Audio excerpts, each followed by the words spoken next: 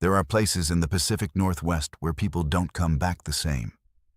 Coast Guard stations that record your death before it happens. Logging towns where the trees bleed when you cut them. Fishing villages where the darkness is alive and hungry. Tonight, you'll hear 11 accounts from survivors who discovered what's really waiting in the fog. Some are still trying to escape. Others have accepted they never will. Welcome to Verified Fears. I've been studying atmospheric phenomena for 17 years, and I thought I understood fog. I thought I knew the science behind it, the temperature inversions, the dew point calculations, the maritime pressure systems that create banks of vapor rolling in from the Pacific. I came to Cape Disappointment in November with equipment worth $40,000 and the confidence of someone who'd spent half their career explaining weather to people who didn't care. I left 2 weeks later understanding that fog isn't just a meteorological event. Sometimes it's a warning. Sometimes it's a mechanism. Sometimes it's alive in ways that shouldn't exist outside of nightmare logic. Cape Disappointment sits at the convergence of the Columbia River and the Pacific Ocean, a headland in southwestern Washington that's been the site of countless shipwrecks, mysterious disappearances, and strange phenomena documented by maritime services for over a century. The Coast Guard station there is officially staffed, though staffed is generous. There's usually just one meteorologist and 2 maintenance technicians rotating through 6-week assignments. The lighthouse still operates, mostly automated now. But the older buildings remain functional, including the meteorological station where I was supposed to spend 3 weeks conducting a study on unusual fog pattern data that had been flagged by regional weather services. The fog at Cape Disappointment isn't normal fog. Everyone who works there long enough figures this out, though most of them rationalize it through conventional explanations. The maritime layer is particularly dense during certain months, they say. The convergence creates unusual wind shear. The monitoring equipment is sensitive to coastal anomalies. But the records told a different story if you knew where to look. 7 technicians had requested transfers in the last 4 years. 2 had left without completing their assignments. And one, a meteorologist named Dr. James Hendricks, had submitted a final report in 2008 that was marked inconclusive and filed away, never published. I found Hendricks' personal notes in the archive room, tucked behind official reports. He'd documented everything: dates, times, atmospheric readings, observations. The entries grew increasingly erratic, his handwriting deteriorating from precise scientific notation to fragmented phrases. 9:47 p.m. Fog banks concentrated at 60-meter elevation, shapes visible at perimeter, not wind formations, stationary, observing. Then, 2 weeks later, they moved closer last night. Can't measure exact distance. Fog occludes all reliable markers. Shapes approximately 6 feet tall. Humanoid profile. Face indistinguishable. The final entry was dated 14 days after his assignment began. I can see myself standing in the fog. Same clothes, same position. We're facing the shore. Hendricks never submitted another report.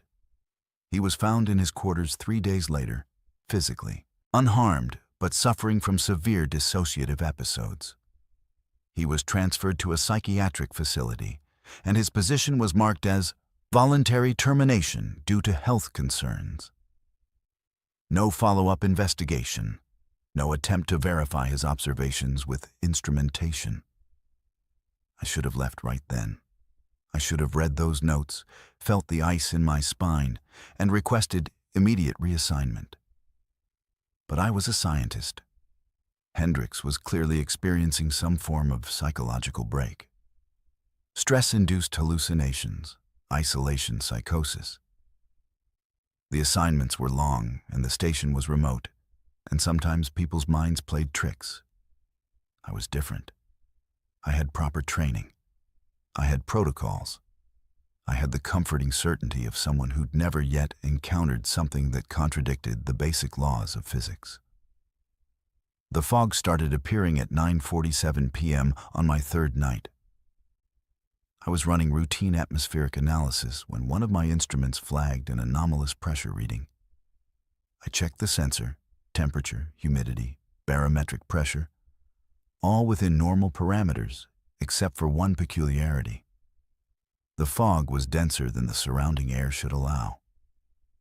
It shouldn't have formed a visible boundary, but there it was on my thermal imaging, a distinct line separating clear air from opaque gray. I went to the observation room and looked out toward the shoreline.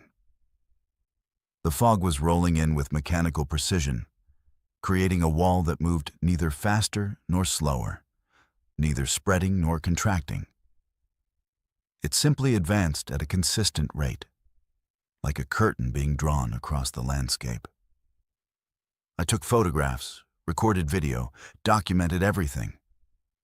At 9:51 p.m., I noticed something in the fog that made my chest tighten. Shadows, shapes, figures standing motionless within the murk, their outlines barely visible, their forms indistinct.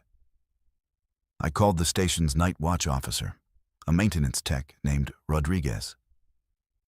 "Are there personnel outside?" I asked, trying to keep the tremor out of my voice. "In the fog?" "Negative," he said. "Everyone's inside." "Why?"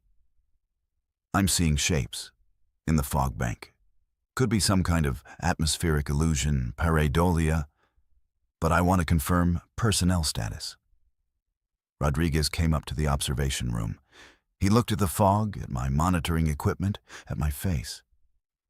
I saw the realization spread across his features, the recognition of what I was seeing, what it meant, what questions I was about to ask. "Dr. Hendricks saw them too," he said quietly. "Different people saw them at different times, but they always appeared at 9:47 p.m. "What are they?" I asked. "Nobody knows. They never get closer than about 200 yards. They just stand there, facing the shore, not moving. And in the morning, they're gone." I spent the next week documenting the phenomenon with obsessive intensity. Every evening at 9:47 p.m., the fog would appear. Every night, the figures would materialize within it. I captured them on thermal imaging, on visible spectrum photography, on my atmospheric instruments. The readings were impossible. The figures registered as approximately human temperature, 98.6 degrees Fahrenheit. But the fog itself was only 54 degrees. There should have been visible condensation from that thermal differential. There wasn't. The figures didn't cast shadows in conventional ways. They appeared to absorb light rather than reflect it. On the 8th day, I made a discovery that changed everything. I was reviewing footage from the previous night when I noticed something in the background of one of my thermal images. A reflection in the darkened window of the observation room. A figure standing behind me. The same figure that was standing in the fog 200 yards away. I rewound the footage, enhanced it, played it back frame by frame. In every single frame where a figure appeared in the fog, that same figure appeared in the window behind me, standing in the observation room. But I'd been alone. I'd checked. The door was locked. Nobody had come in. Yet there it was, a thermal signature of a human-shaped form standing directly behind where I sat, impossibly present and impossible to explain. I began correlating the figure positions with my own location. On November 11th, the figure in the fog was roughly 300 yards away, but the figure in the window reflection was closer, maybe 20 feet. On November 15th, the outdoor figure was closer to 100 yards, and the window reflection figure was only 10 feet away. They were moving simultaneously, closing the distance in parallel.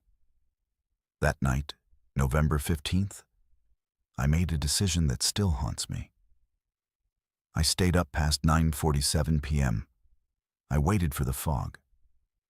I watched it roll in with the same mechanical precision, and I watched the figures materialize. I positioned myself directly in front of the observation room window, facing outward, and I looked at the figure in the reflection. I really looked at it. The face was my face. Same features, same age, same expression of confused horror. But the eyes were wrong. They reflected no light. They were empty in a way that suggested not the absence of light, but the absence of consciousness. The figure wearing my face stood in the window reflection, with its body facing the shore, its head tilted slightly, and its non-reflective eyes fixed on something I couldn't perceive. I ran. I'm not proud of it. But I ran downstairs, I got Rodriguez, and I showed him the footage. He watched it without surprise, without shock. He just nodded with the weariness of someone watching another technician learn a truth that the station had been keeping for years. Hendricks figured it out, Rodriguez said.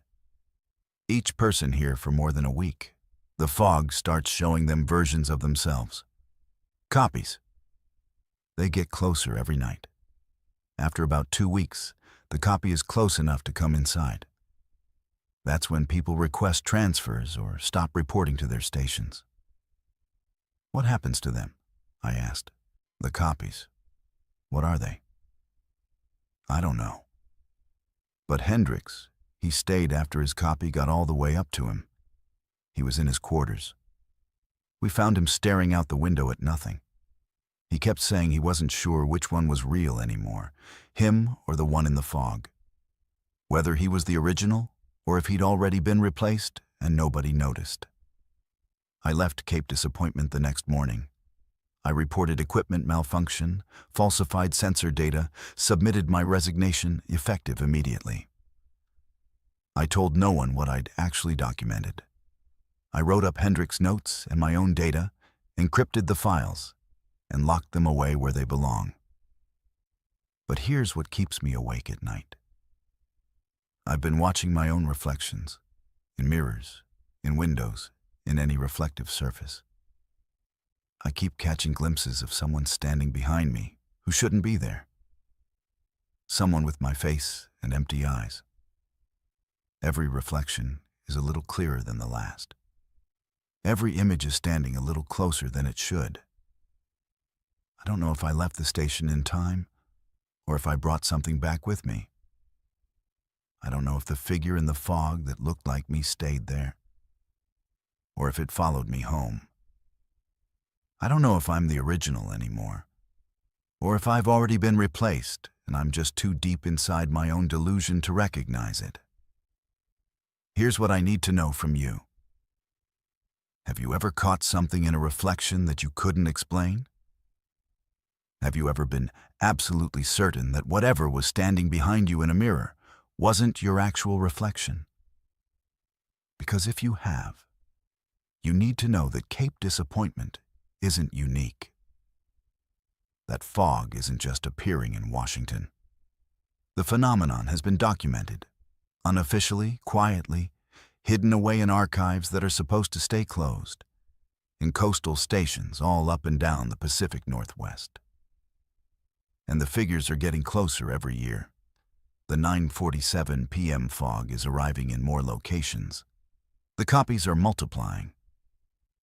And nobody's talking about it because nobody wants to admit what it means when you see something wearing your face that definitely isn't you. What would you do if you caught your reflection looking back at you with eyes that reflected no light? My name's not important anymore. The cops know who I am. The Forest Service knows. And if you're reading this, you probably don't care about names anyway. You care about what happened that night in November when 6 of us went into the Timber Ridge Forest to make one last score before the season closed. We were desperate. The mill had been shuttered for 37 years since 1987, and the town was dying.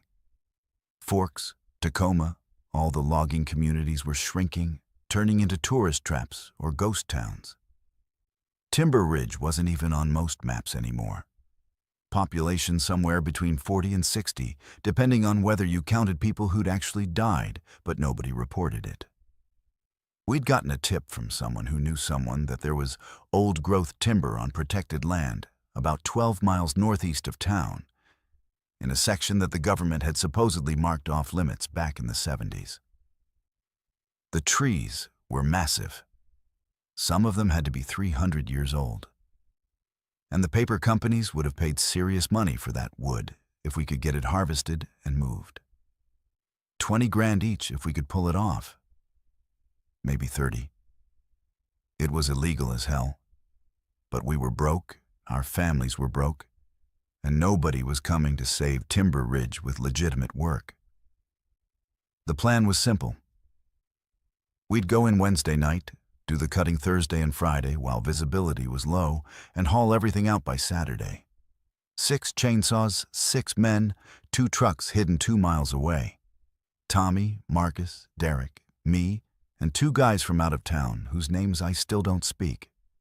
We went in equipped, professional about it. We weren't amateurs.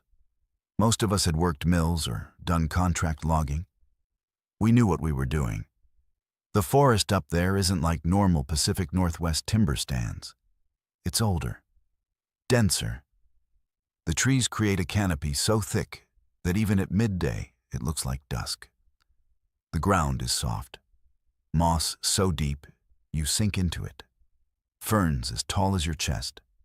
Everything wet and rotting and alive in this accelerated way that feels wrong. The smell is overpowering.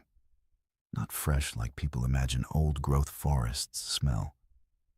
More like something dying very slowly, decomposing in real time while still standing. We cut a path in and set up our first work zone around 11 p.m. Thursday morning. The trees were monsters. The first one we marked had to be 16 feet in diameter at the base. We started the chainsaws and went to work. The cut was clean, professional. By 2 p.m. we had the first tree down, and we started the bucking process, cutting it into manageable logs. That's when we noticed something wrong. The tree's interior wasn't the pale wood we expected. It was darker, almost bruised looking. And when we cut deeper, it got worse. The wood started getting redder. Actual red, like meat. Probably iron oxide in the soil, Derek said. But he said it wrong. His voice was uncertain. Iron oxide doesn't look like blood. Iron oxide doesn't smell like copper and rust and something organic that makes your stomach flip. We kept cutting. Professionals pushed through weird stuff. We needed the money. We made the cuts, and we moved on to the second tree. Same thing. Darker interior. Red wood. But this time, when we finished the first clean cut on the trunk, the tree didn't just sit there. It moved. The cut edge actually expanded slightly, like the tree was breathing, like the wound was pulsing. We all saw it. Nobody said anything. We just stared. Marcus ran his hand along the cut. Still wet, he said. Interior moisture, that's all. But it wasn't moisture. It was warm. He jerked his hand back. It's hot. The wood's hot.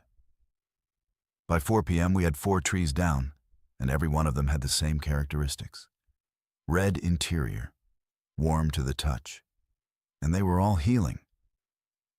The cuts we'd made in the morning were closing. The red wood was knitting back together, creating this twisted, scarred surface where we'd opened them up. It wasn't fast. You could only see it if you looked at something you'd cut hours before. But it was happening. Trees didn't do that. Wood didn't do that. We should have left. Every rational thought screamed at us to pack up and get out. But we'd only gotten 4 trees. We weren't going to leave with nothing. We told ourselves it was some weird adaptation. Maybe the trees were diseased but valuable anyway. Maybe nobody needed to know exactly what we'd encountered. We went back to camp and slept in the trucks, and none of us talked about what we'd seen. Friday morning, we started again.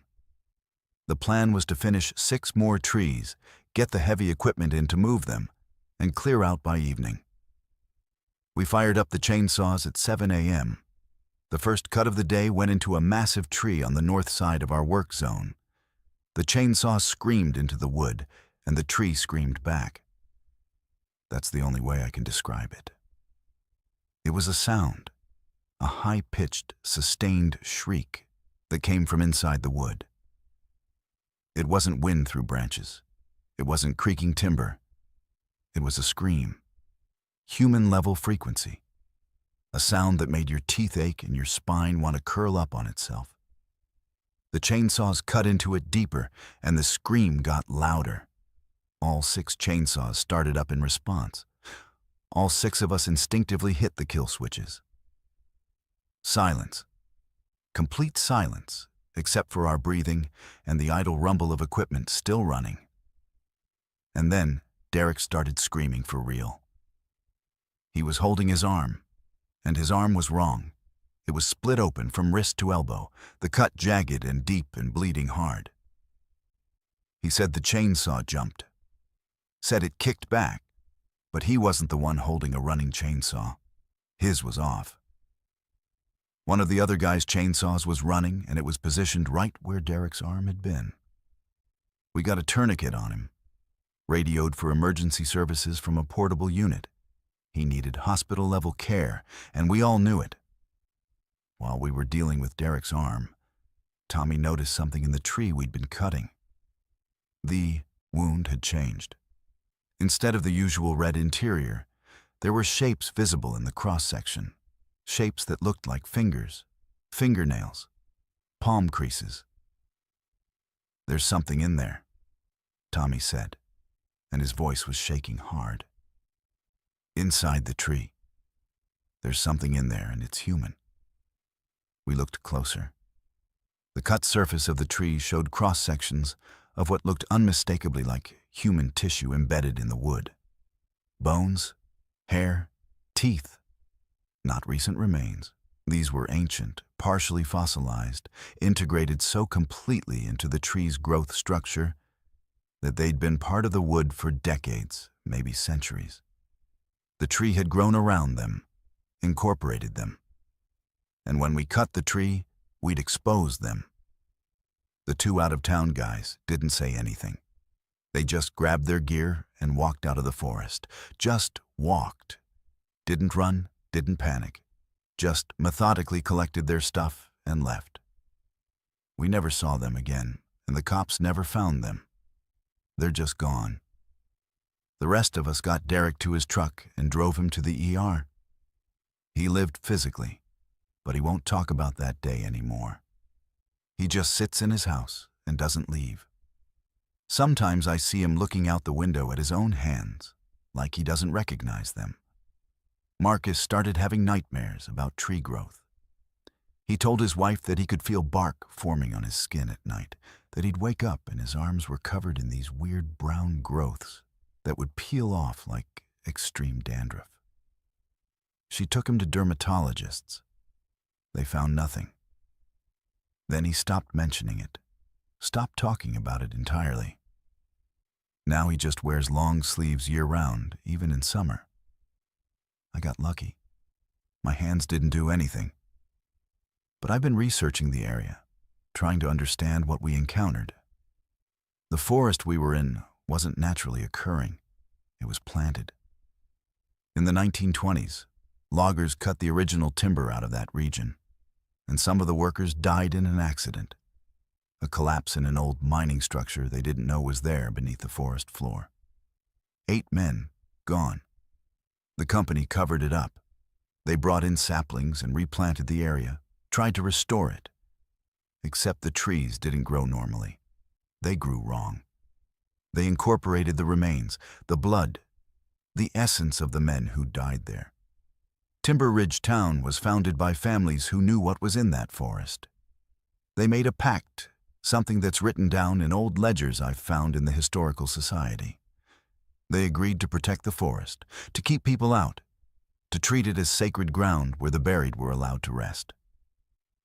Every few decades, someone would get curious, try to cut trees or explore. Something would happen. An accident, an injury, a disappearance. The forest policed itself because the town wouldn't. We broke that pact. We tried to harvest what should never be harvested. And the forest responded the way it was designed to respond, with violence, with injury, with the consumption of trespassers. Here's what I need to ask you. If the land itself is conscious, if it can protect what belongs to it and punish what doesn't, how do you know the forests around your own town are empty? How do you know there isn't something similar happening in the protected areas near where you live, something that the locals know about but have agreed to keep quiet about? And most importantly, if you discovered that your town's history included a covered-up death, would you respect the forest's claim to vengeance? Or would you think you knew better? The first time I noticed something wrong with the salmon was November 14th. I was conducting routine water quality samples at the mouth of the Nehalem River, where it feeds into the bay, about 3 miles downstream from the village of Nehalem, Oregon. The water temperature was dropping as it should for late autumn, and I was monitoring dissolved oxygen levels for a coastal research project. That's when I saw the fish. There were thousands of them. The Nehalem Bay salmon run had always been moderate, nothing like the Columbia River migrations, but this was unprecedented. The water was literally packed with bodies, dead bodies. Every single salmon I could see was floating belly up or drifting with the current in that specific way. That means no life is driving the movement. But they were still swimming. Their tails were moving. Their gills were still working. The entire population of fish was simultaneously dead and mobile, operating on some kind of biological autopilot that shouldn't have been possible. I collected samples. I documented water chemistry. I filmed the phenomenon on my phone because nobody was going to believe what I was seeing. The salmon were moving upriver despite being clearly deceased. Eyes clouded over, bodies decomposed to the point where flesh was separating from the skeleton, yet still driven by some mechanism toward their spawning grounds miles inland. It was like watching a horror film where something had animated corpses and forgotten to make them look alive. By that evening, the local fishing community had noticed. The Nehalem Bay area had maybe 300 permanent residents, most of them connected to fishing or tourism. People were pulling dead salmon out of the water, confused about what was happening, calling the Department of Fish and Wildlife. The official response was equally confused. Algae bloom? Disease? They ran tests. They found nothing unusual in the water chemistry. The salmon were dead. The salmon were also somehow still moving. There was no explanation that fit the parameters. Then people started getting sick. Not dramatically, nothing acute, just subtle things at first. A woman named Catherine, who'd handled several of the fish, reported feeling a compulsion to walk down toward the river around dawn, even though she lived 2 miles away. A fisherman named Dale said he couldn't stop thinking about water, about moving upstream, about reaching somewhere he couldn't remember being before. 3 teenagers who'd been playing near the docks woke up asking why their parents were stopping them from going to the beach, why they had to stay in their rooms, why the only thing they wanted to do was get back to the water. I documented everything. I was supposed to be there for 2 weeks as part of a standard environmental assessment project. The university was interested in how coastal communities were being affected by changing ocean temperatures. I hadn't expected to encounter a phenomenon that violated basic biological principles. By November 18th, I'd set up monitoring equipment at multiple points along the river, and I was essentially functioning as both scientist and reporter, trying to make sense of what was happening. The illness, and I'm going to call it an illness because there was no better term, seemed to progress on a timeline. People who'd had direct contact with the dead salmon started showing symptoms within 36 hours. The compulsion to return to the river was the first sign. Then came the physical changes. Skin texture would alter slightly, becoming smoother, almost scaly. People reported difficulty breathing air, a sensation of drowning that they described as happening while they were standing in rooms with normal atmospheric oxygen. Fingernails began thickening. The whites of eyes took on a faintly iridescent quality. Catherine, who'd been one of the first to get sick, called me on the 19th and asked if I could come to her house. She sounded wrong on the phone. Her voice had this quality that I can only describe as echoing, like she was speaking from inside water. When I arrived, I found her in her bedroom with her window open despite the cold temperature. She was soaking wet, and the carpet around her was destroyed, the padding saturated. She'd been pouring water over herself repeatedly, she explained. She couldn't stop. Every time the wetness dried, the compulsion became unbearable. "I know where I need to go," she told me, her speech slurring slightly. "I can feel it. The river's calling. Not like something external. I can feel it the way I feel my heartbeat. It's part of me now. It knows me. It knows what I need to do." "What do you need to do?" I asked, though I didn't want to know the answer. "Return," she said. "Go back to where I spawned. I need to go back and die properly, the way it's supposed to happen." I got her to a hospital in Tillamook. The doctors found nothing medically wrong. Her blood work was normal. Her tissue samples were normal. But she deteriorated over the next 3 days, becoming increasingly obsessed with returning to the water.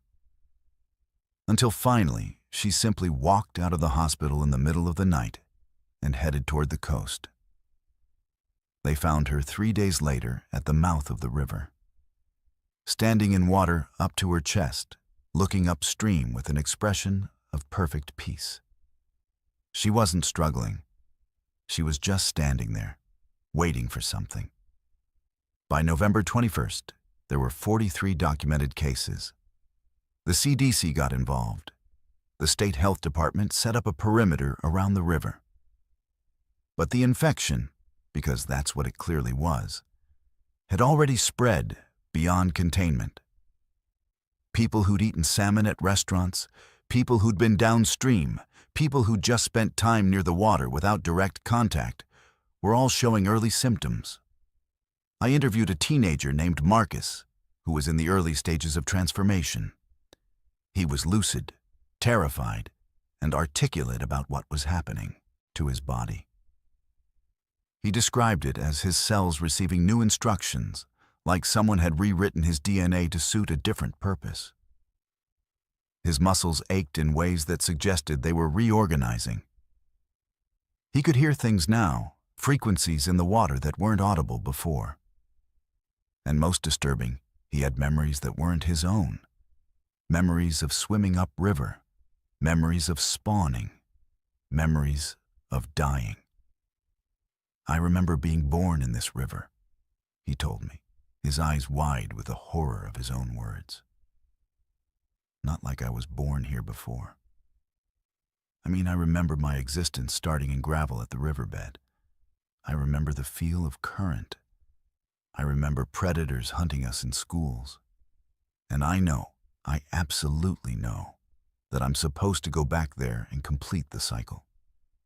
I traced the infection back to a specific batch of salmon that had been distributed through local restaurants and fish markets. They'd all come from a single processor. When I investigated that facility, I found records going back decades showing periodic, unexplained die-offs of salmon populations in the processing stream. The facility's director, a woman named Helen Russo, who'd been there for 35 years, finally admitted what was happening when I showed her my data. The Nehalem River had been the site of a sacred Native American spawning ground. In the 1920s, a dam had been built downstream, disrupting the salmon migration patterns. The tribe, according to Helen, had placed a curse on the location, not out of malice, but as a way of protecting their ancestral heritage. They'd embedded something. She never specified what, used terms like spiritual programming and biological memory, into the river ecosystem itself. The curse was supposed to prevent fishing, to make the river unsafe for commercial harvesting. Instead, it had evolved. It had learned. The salmon that tried to spawn in the river began carrying something in their flesh, a kind of informational parasite that could be transmitted to humans who consumed them. And that parasite had one purpose. It was trying to complete the cycle. It was trying to turn people back into salmon, or at least into something that resembled the spawning process. The compulsion to return to the river, the physical transformation, the memories of life in water. These were all mechanisms designed to drive infected humans into the river, where they would enter the water, and the water would complete the transformation. Helen showed me research she'd been conducting in secret for 25 years. She'd documented 127 cases of infection going back to 1998. Some of the infected people had simply vanished into the water. Others had managed to stay on land, but they were trapped, unable to fully transform, unable to live normally, existing in this agonized state between human and salmon. A few had relocated far from water and reported that the compulsions faded after several years, though they never fully disappeared. The river's hungry, Helen told me. It's not trying to be malicious. It's trying to restore what was taken from it. And it's learning how to do it better each time. By the time I left Nehalem Bay on November 24th, 147 people had been documented with active symptoms. The government was setting up quarantine zones. They were releasing information about avoiding salmon from the Nehalem River. But the damage was already dispersed. The infection had reached Portland. It had reached Seattle. Salmon from the contaminated processor had been shipped across the entire Pacific Northwest. The question I need to ask you is this. Every salmon season, thousands of people eat fish from rivers where indigenous peoples have embedded spiritual protections for centuries. How many of them have already consumed something that's slowly rewriting their biology? How many people are feeling compulsions they can't explain, sensations of drowning that don't make logical sense, memories of lives they've never lived? And most importantly, what happens when the infection reaches critical mass? When enough people have been transformed that they all simultaneously feel the need to return to water? This is Technician James Werner. Maintenance Rotation 7, Day 4 of 14. Arrived at the station November 3rd via helicopter. Weather conditions stable. All equipment functional except, actually, I need to note this. The seismograph in the main lab is doing something unusual. The needle's been active for 3 days straight, but there's no seismic activity, no tremors, no detected movement. But the needle keeps drawing lines, patterns.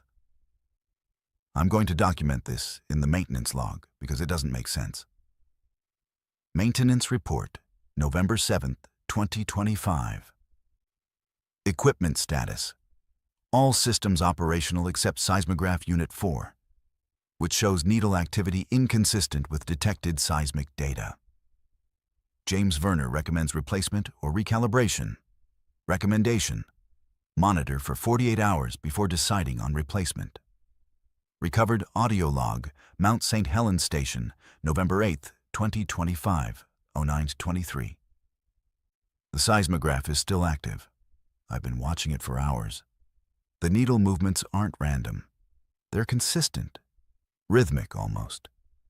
And I'm going to say this, even though it's going to sound insane. It looks like it's drawing faces, not abstract patterns. Actual faces, different faces each time. I've been taking photographs of the readouts because I know what I'm about to tell the university is going to sound like I'm losing my mind up here. But yesterday, it drew what looked like a family photo. Parents and 3 kids. Today, it drew what looks like a single portrait, very detailed, very specific. I can count the person's teeth in the seismic readout. How is that possible? University response. Email to Werner, November 8, 2025. James, your report is concerning. It's possible the equipment has suffered electrical degradation despite showing normal operational status. We're recommending you photograph the readouts and submit them via satellite uplink. We'll have our lab analyze the images. In the meantime, continue standard maintenance protocols and log any changes. The station is important to our research. Don't let equipment failure compromise data collection. Recovered audio log, Mount St. Helens Station, November 9, 2025, 16 to 11. The seismograph has started making sounds. I don't know how that's even possible. The needle moving shouldn't produce audio, but there's definitely sound coming from the equipment. It's like voices. Distant voices speaking in a language I don't recognize. It started faintly around noon, and now it's loud enough that I can hear it clearly from across the room. I tried turning off the equipment. It kept playing. I unplugged it. The sound continued. It's coming from inside the machine. But that doesn't make any logical sense. Equipment doesn't generate sound independent of mechanical operation. I'm documenting this because I need a record of what's happening. I need someone to know that I'm not hallucinating. The sound is real. The voices are real. University response. Email to Werner, November 9, 2025. James, your photographs were received and analyzed. The patterns you're describing don't match any known seismic data signature. Our lab concluded that the images appear to show human faces, which is statistically impossible from random seismic needle movements. The probability of the patterns you've documented occurring naturally is less than 1 in several billion. We're concerned about equipment malfunction or possible environmental contamination affecting the data streams. Additional equipment is being shipped to your location via helicopter on November 12th. Continue your protocols and maintain detailed logs. Maintenance log, November 10th, 2025. James Werner reports, Seismograph Unit 4 continued activity throughout the day and night. Audio output has increased in volume and clarity. The voices are now identifiable as human speech, though the language remains unrecognized. Werner attempted to record the audio output on backup recording equipment. Recordings show only static. The voices cannot be captured by conventional recording devices. However, they are audible to the human ear and clearly present in the room. Werner's mental state appears stable. He is maintaining protocols and documenting observations in a methodical manner. Recovered audio log, Mount St. Helens Station, November 11th, 2025, 3:47. I need to record this while it's happening. The voices have changed. They're speaking in English now. I don't know how, but they've switched to English. And they're speaking names. Dates. I'm hearing people's names and specific dates. Margaret Chen died November 1980. Robert Vanderpool died November 1999. Catherine Mills died November 2003. They're listing people who died in the Mount St. Helens eruption or in subsequent volcanic events. But some of the dates are future dates. I'm hearing names paired with dates that haven't occurred yet. Names of people I don't know. Dates that are months away, years away. The seismograph is drawing their faces as the voices speak their names. I've photographed every single one. I don't understand what this means. I don't understand what's trying to communicate with me through this equipment. University response. Email to Werner, November 11th, 2025. James, your latest report is very concerning. We're requesting that you photograph all seismograph readouts and transmit them immediately via satellite uplink.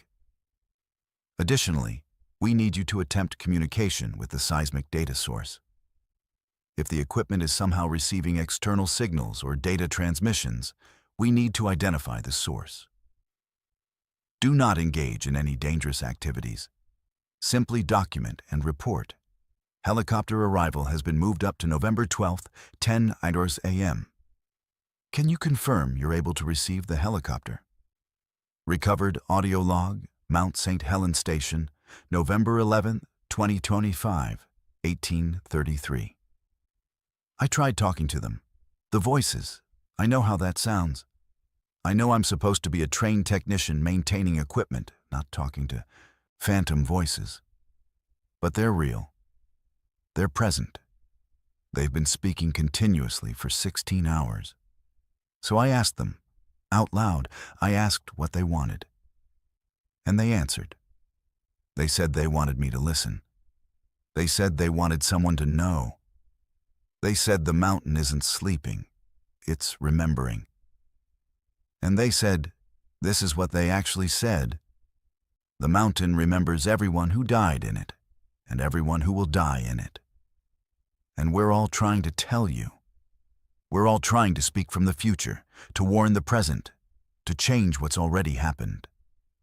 Maintenance log, November 12th, 2025, 09:15.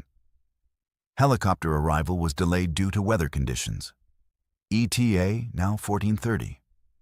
Technician Werner reports that Seismograph Unit 4 continues to produce voice output and visual data. Werner has attempted communication with the phenomenon and reported receiving coherent responses. Werner's demeanor during radio check-in was unusually calm. He stated he understands what's happening now and that he's prepared for the helicopter team's arrival. Final recovered audio log, Mount St. Helens Station, November 12th, 2025, 12:22. The helicopter is coming at 2:30.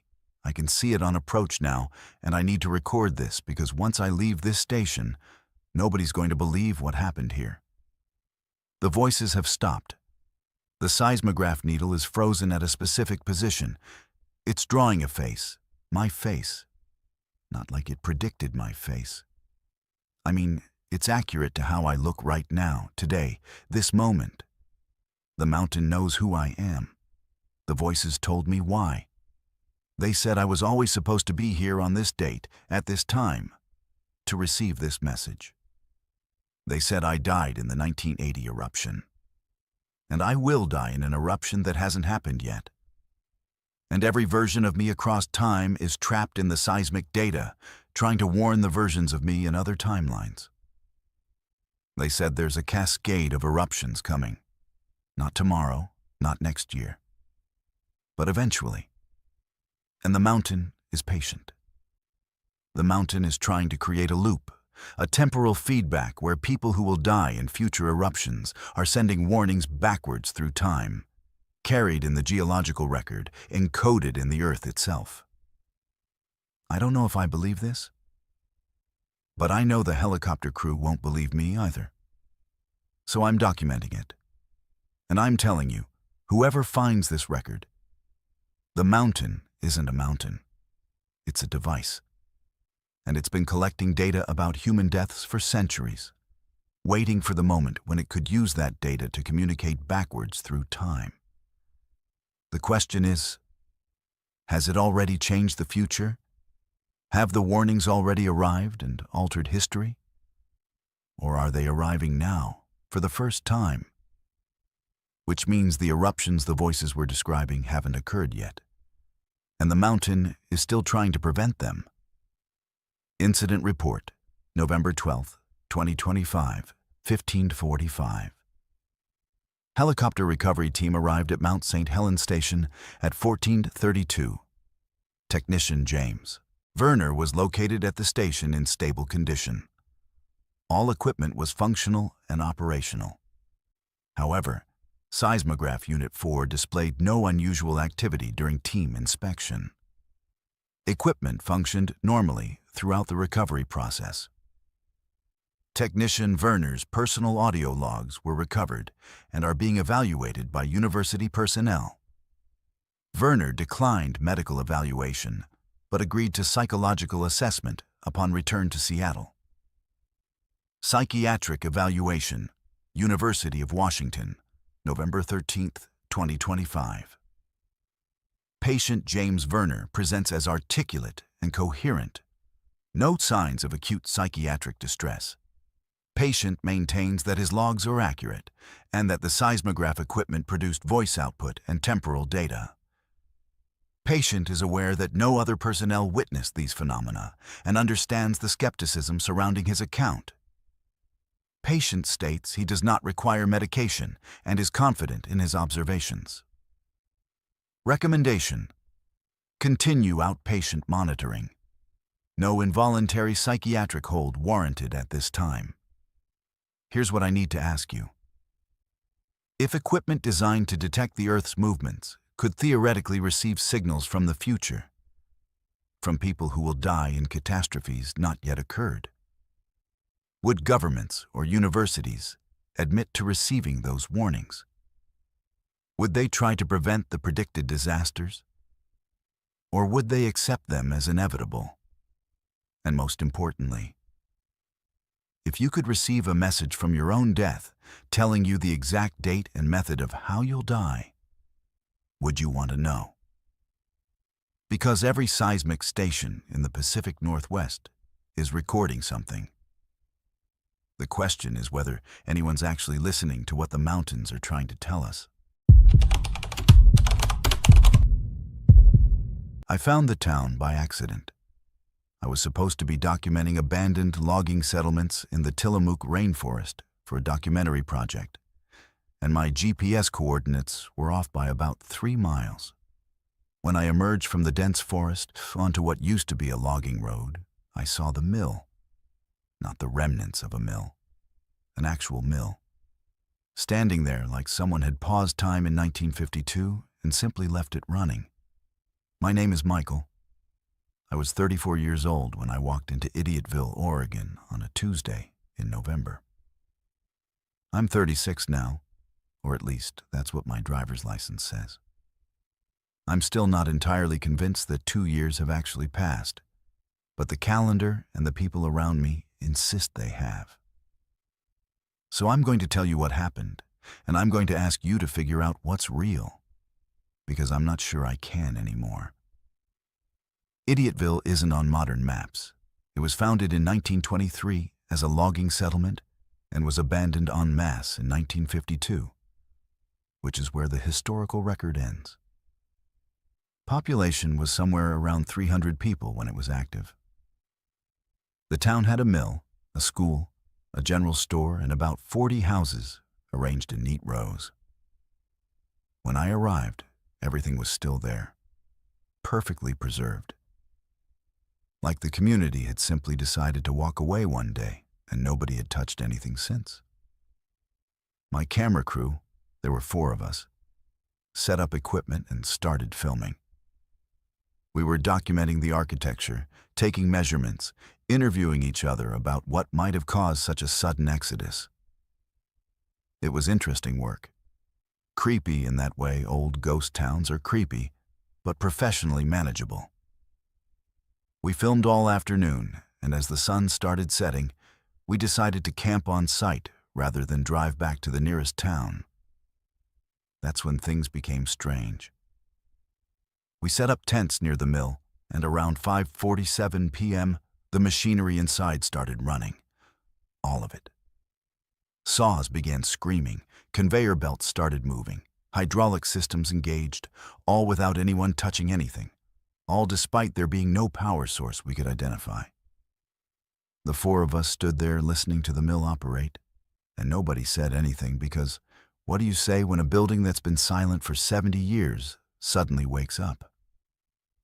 The acoustics, Sarah, my lead cinematographer, said. Went through the structure, creating vibrations that start industrial machinery? I interrupted. That coordinate perfectly at exactly the same time? The mill ran until 6:15 p.m. Then it stopped. Completely. Like someone had flipped a switch. And in the sudden silence, we heard something that made my stomach clench. Footsteps. On the metal catwalk inside the mill.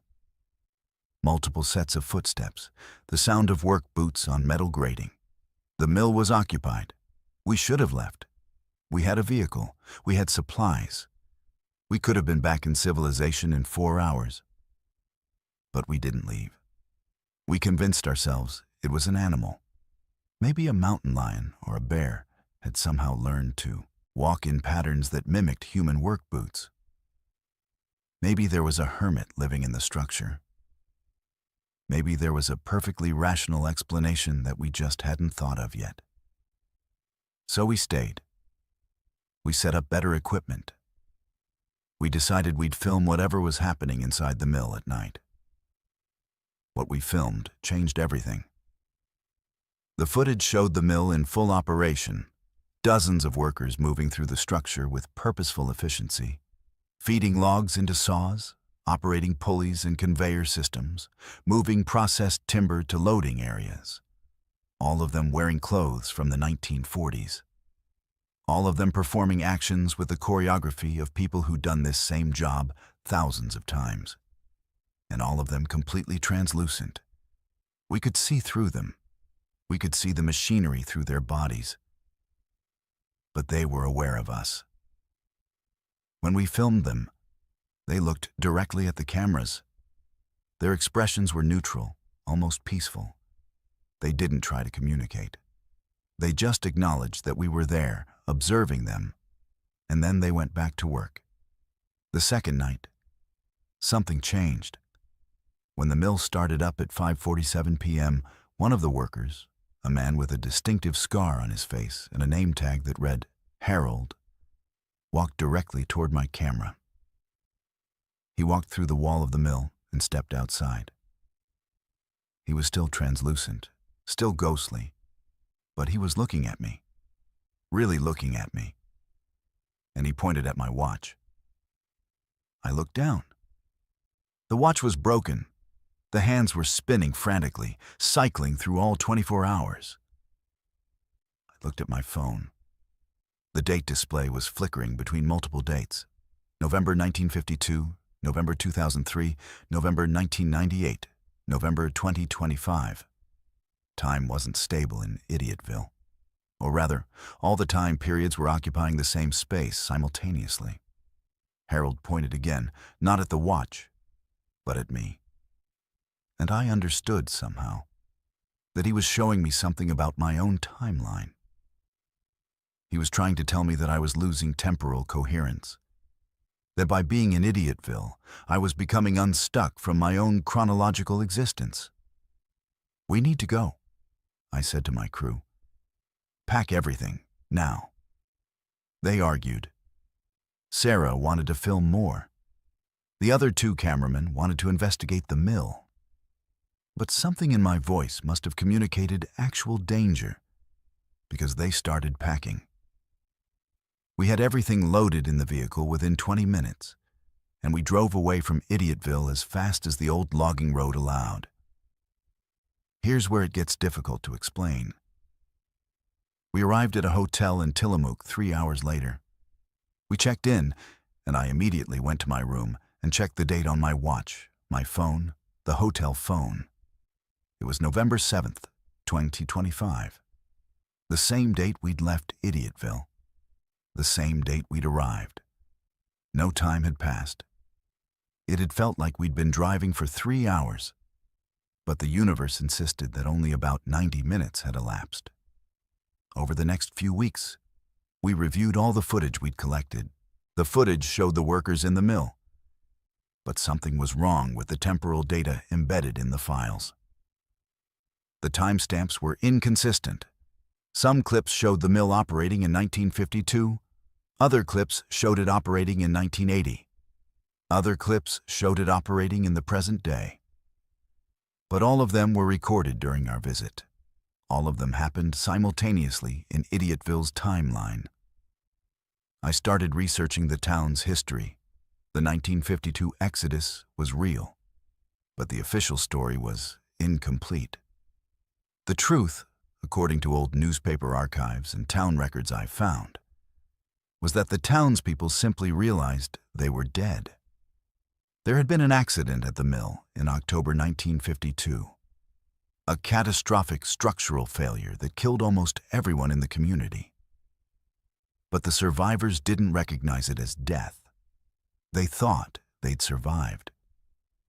So they continued living, continuing working, playing out the events of their final day over and over, every single day, not understanding that they were trapped in a recursive loop of their own deaths. The survivors who did realize what had happened, about 50 of them, walked into the forest and never came back. That's the 1952 exodus. Those weren't people abandoning the town. Those were people trying to escape from being dead, but not knowing it. Sarah quit the project. She wouldn't talk about why, but she moved to California and changed her phone number. One of the cameramen, David, called me 3 weeks later and said he'd noticed his watch had started malfunctioning again. The hands were moving wrong. The date kept shifting.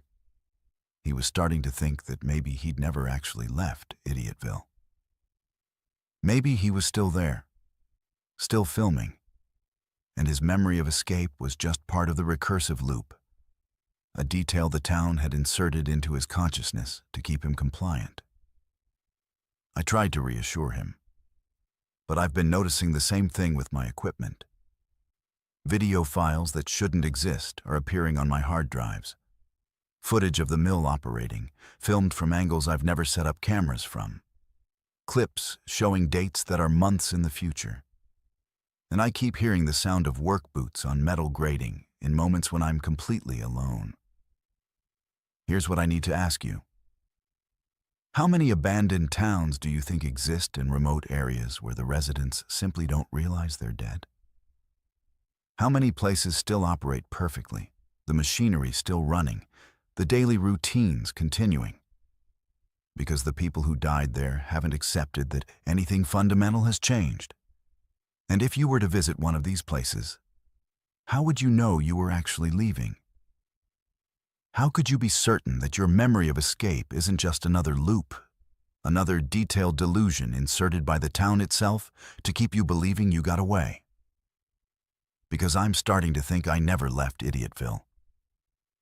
I think I've been here the whole time, watching my own documentary footage, confused about why it seems like I'm living in Tillamook in 2025 when I know, deep down, that I've been dead for 73 years. I was supposed to be there for 2 weeks. Routine maintenance on the automated weather equipment, standard data collection, basic facility inspection.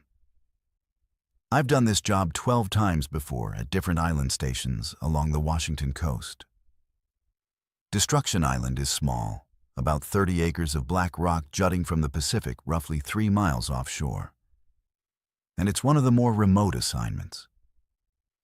The lighthouse is mostly automated now, but the government still maintains a weather station because the atmospheric data collected there is valuable for maritime safety and climate research. I was trained. I was prepared. I was completely unprepared for what actually happened. My name is Thomas Reeves. I've been working for NOAA for 8 years, and I've never filed a report like this one. I've never had an experience that contradicted basic physics in ways that official documentation can't accommodate. But I'm going to tell you exactly what happened on Destruction Island during the 2 weeks of November 3rd through November 17th, 2025, because someone needs to know the truth, and the official channels have made it clear they're not interested in recording it. The boat dropped me off on a Tuesday morning. Clear skies, moderate seas, the kind of day that makes island work feel almost pleasant. I unloaded my equipment, checked the facility, and began my systematic inspection of the weather monitoring systems. Everything appeared normal. The barometric pressure sensor was functioning correctly. The anemometer was recording wind speed accurately. The hygrometer was measuring humidity within expected parameters. I settled into the small living quarters, made some coffee, and started my routine data downloads. By 6 p.m. that evening, the barometer was reading something impossible. The atmospheric pressure was dropping at a rate that should have corresponded to a catastrophic hurricane formation. But the sky was clear. The wind was moderate. There was no indication of any weather system developing. I checked the equipment twice, recalibrated the sensors, and documented the anomaly. Equipment malfunction was the most likely explanation. Then I saw the lighthouse beam. It was rotating normally, sweeping across the ocean in the standard pattern. But its shadow was wrong. The shadow the beam cast on the rocks wasn't moving in synchronization with the light source. It was rotating in the opposite direction. I watched it for 20 minutes, telling myself it was an optical illusion, that my eyes were playing tricks on me in the fading light. But the shadow continued moving against the light source, creating this doubled illumination effect that shouldn't exist. The barometer kept dropping. By midnight, it was reading a pressure value that was literally lower than has ever been recorded on Earth. Physically impossible. And despite the equipment readings, the weather wasn't changing. The sky remained clear. The wind remained calm. But the island itself was changing. The temperature was dropping. Not gradually, in discrete steps. I'd be sitting in my quarters, and suddenly the temperature would plummet by 10 degrees Fahrenheit. Then it would hold steady. Then it would drop another 10 degrees. Like something was incrementally removing heat from the environment. I tried radioing the mainland. No response. The radio was functioning. I could hear static. I could hear carrier waves. But no one answered my calls. I tried the emergency beacon. Same result. Working equipment. No response from any receiving station. It was like the island existed in a communication void. The second night, I experienced my first physical manifestation. I was lying in bed, unable to sleep because of the temperature fluctuations and the anxiety about my malfunctioning equipment, when I felt pain in my chest. Intense, localized pain directly over my heart. I got up, turned on the lights, and examined myself. My skin looked fine, nothing visible. But the pain was intense, and it was getting worse. I took ibuprofen. The pain didn't respond. I was about to use the emergency medical kit when the pain suddenly stopped. Completely, like someone had flipped a switch. I checked my reflection in the mirror. My eyes looked normal. My skin looked normal. But something was fundamentally wrong with my reflection. It was slightly out of sync with my movements. When I moved my left arm, my reflection's left arm moved a fraction of a second later. When I tilted my head, the reflection tilted at a delayed interval.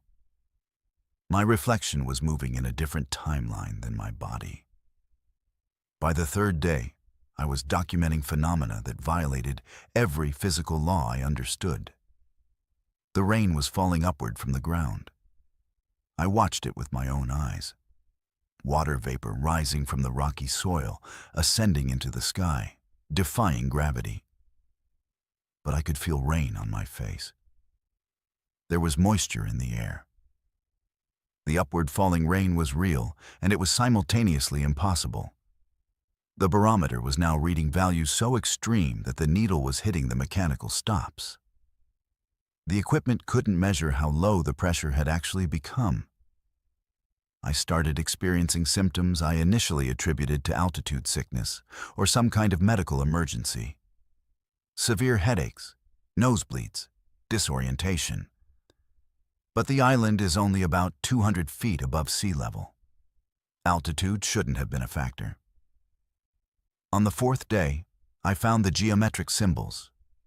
They appeared on the rocks outside the weather station, just carved into the stone.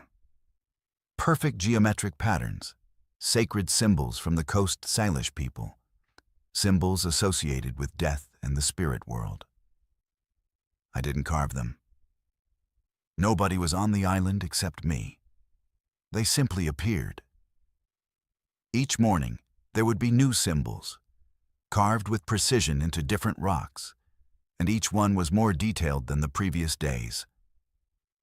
I started keeping detailed documentation of everything, filling notebook after notebook with observations, the barometer readings, the temperature fluctuations, the time distortions, the weight changes.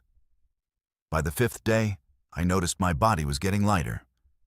I weighed myself on the digital scale in the facility, 158 pounds. I weighed myself again that evening, 155 pounds. The next morning, 152 pounds. I wasn't eating less. I wasn't sweating excessively. I was literally losing mass for no discernible reason. The island was teaching me something through these phenomena, or something was teaching me using the island as a medium. The barometric pressure represented the weight of accumulated violence that had occurred on this rock.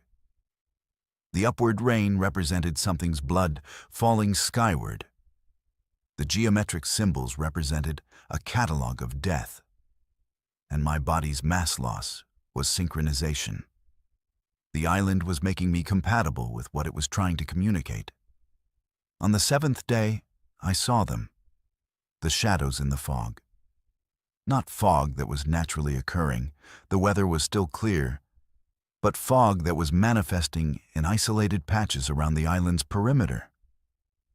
And within that fog, I could see shapes, human-shaped shadows that looked like they were climbing up from the ocean itself.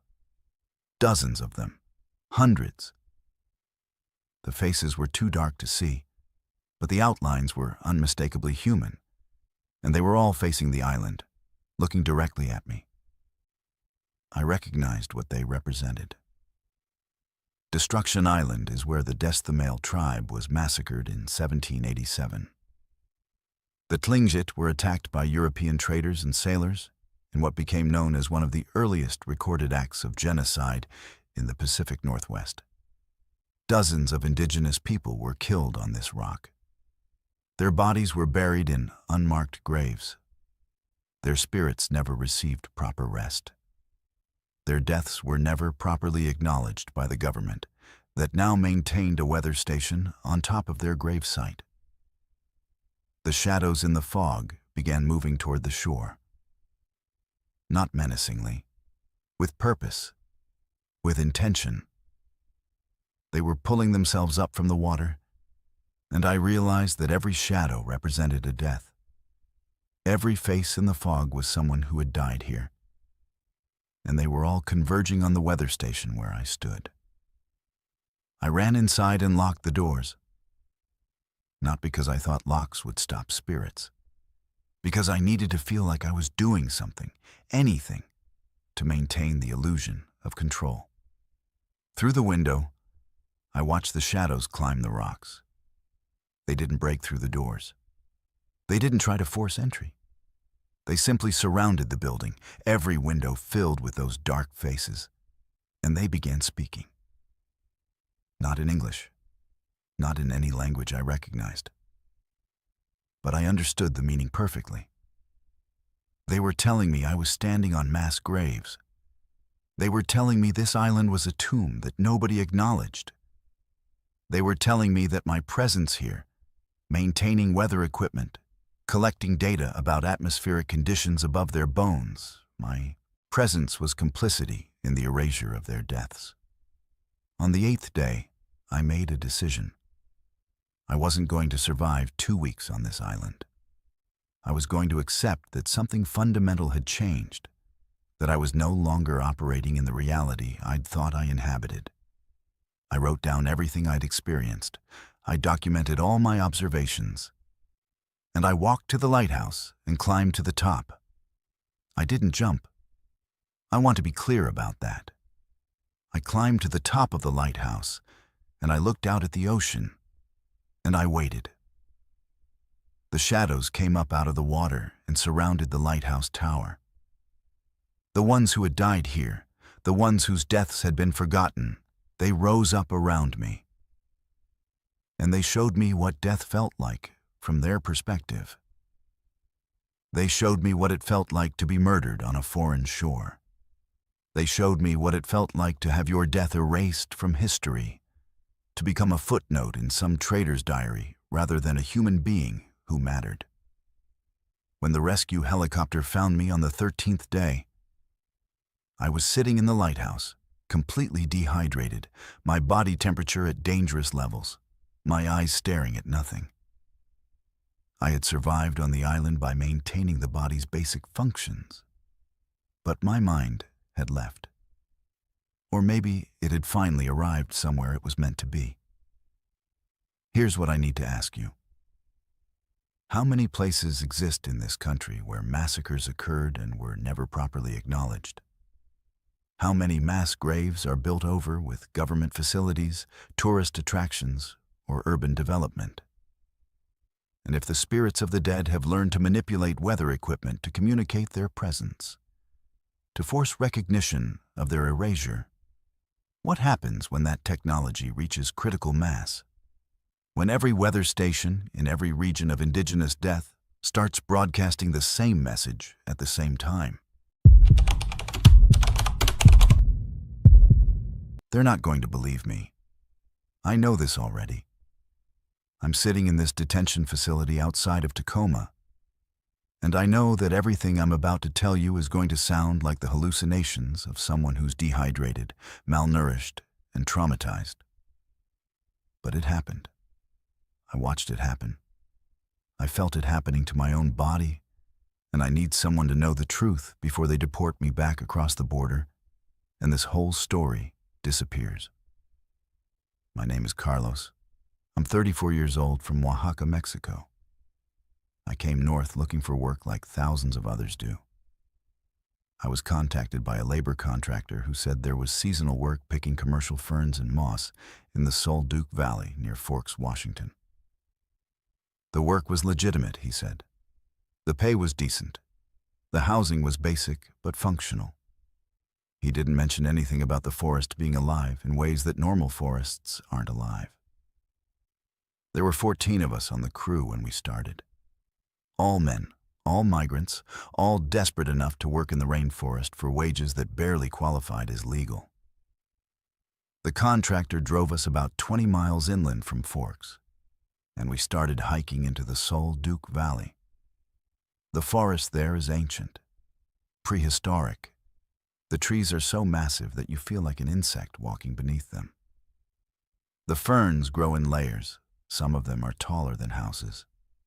The moss covers everything, so thick that the ground feels spongy beneath your feet, like you're walking on living tissue instead of soil.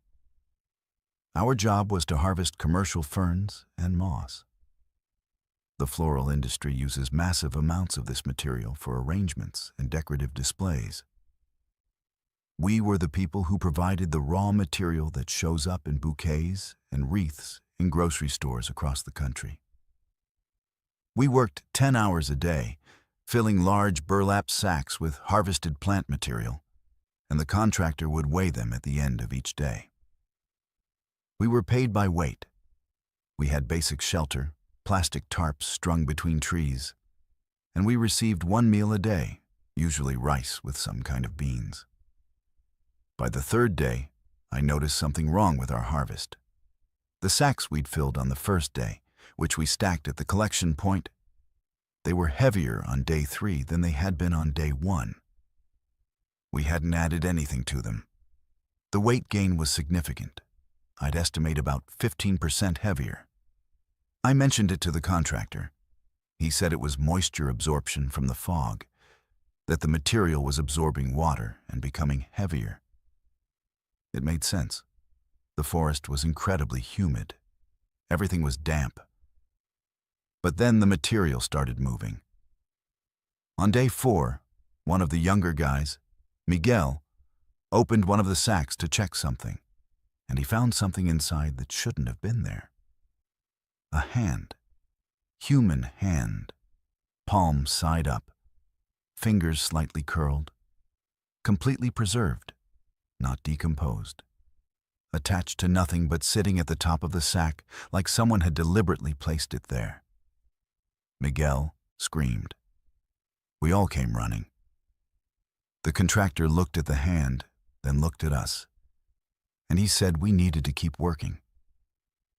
He told us that sometimes the forest did strange things, and we shouldn't ask questions about things we didn't understand. That night, I couldn't sleep. I kept thinking about that hand. Where had it come from? How had it gotten into the sack? Had it grown there? Had something put it there deliberately? By morning, I convinced myself it was probably just a mummified human remain, ancient indigenous burial site material that had been exposed by our harvesting. It was disturbing, but it was explainable. By day 6, we started finding more remains. Not just hands, fingers, pieces of scalp, what looked like human teeth embedded in moss bundles. And the harvest material itself was changing. The ferns we were picking were growing back, not gradually over weeks, overnight. We'd harvest a section of forest, and the next morning, the ferns would have regrown to full height in the exact same location. It was like the forest was being harvested and harvesting itself simultaneously, creating an infinite source of material that required only our labor to maintain. Then the physical changes started happening to the crew. Jose, one of the guys who'd been with us since day 1, came to me on day 7 and showed me his hands. His fingernails had started thickening. They were becoming less like human nails and more like something chitinous, almost translucent, with a faint green tint. He was terrified. We went to the contractor and asked for a ride back to town. He refused. He said we had a contract. We had committed to 2 weeks of work, and we were going to fulfill that contract or we wouldn't be paid. We couldn't leave. The forest was too dense. We didn't know which direction was out. Our only option was to keep working and hope that the physical changes stopped, that they were some kind of temporary reaction to stress or malnutrition or exposure. But they didn't stop. By day 9, half the crew was showing visible signs of transformation. Skin texture changing, eyes taking on a faint iridescence, voices becoming slightly slower, words drawn out like we were speaking through water, and everyone's fingers and toes were starting to produce a kind of sticky sap. I realized what was happening on day 10. I was harvesting ferns in a section of forest we'd worked 4 days earlier, and I found the remains of Miguel, or what used to be Miguel. His body was rooted to the ground. His skin had taken on the texture of bark. His fingers had merged together into something that looked like branches. But he was still alive. His eyes tracked me. He tried to speak, but the sound that came out was the rustling of leaves. He was becoming part of the forest. The forest was converting him into plant matter while maintaining enough of his consciousness that he was aware of what was happening. I ran. I left the work site at midday without telling anyone. I just dropped my harvesting tools and ran into the forest. The contractor didn't try to stop me. I don't think he cared. We were just labor inputs to him. Replaceable. And if the forest was converting us into its own biological material, that just meant fewer bodies for him to manage. I ran for what felt like hours. The forest was thick and disorienting, but I could hear the highway in the distance. The sound of traffic became my navigation point. I stumbled through ferns and moss and root systems, and I started feeling the same sensations that had been affecting the crew. My skin was becoming sensitive. Sticky, I could feel myself beginning to root, my feet sending out exploratory tendrils into the soil beneath me. The transformation was accelerating in me. Maybe because I was panicking, maybe because the forest punishes escape attempts by making the conversion faster. I burst out of the forest onto the shoulder of Highway 1001, covered in moss and fern material, and things that were starting to look like plant growth emerging from my skin. A Border Patrol agent was the one who found me. He almost didn't stop. He thought I was just homeless or drugged out. But he called for medical assistance, and they brought me to the hospital in Forks, where they cleaned me up and treated my wounds and asked me increasingly skeptical questions about what had happened. The physical transformation stopped once I was out of the forest. The skin cleared up, the sap production stopped, the tendrils retracted. My fingernails went back to normal. By the time I was well enough to talk to authorities, there was no physical evidence that anything unusual had happened to me. The Border Patrol agent decided I was an immigration violation rather than a victim of something impossible. So here I am, in detention, waiting for deportation. But the other crew members are still out there. 13 men who are probably still in various states of transformation in the Sol Duc Valley. Or they've already completed the process and are now just part of the forest, their consciousness distributed through root systems and fungal networks, still aware but no longer human. The contractor is still out there, still recruiting labor crews, still sending people into that forest. The question I need you to answer is this: how many labor camps exist in remote areas where workers are being systematically converted into something other than human? How many industries depend on the exploitation of migrants in locations where no one is watching? And if the forest itself has learned to harvest human beings the way we harvest it, if the ecosystem has developed a predatory strategy that targets vulnerable people, who's responsible for stopping it? Who's responsible for the people who are still out there putting down roots they didn't choose?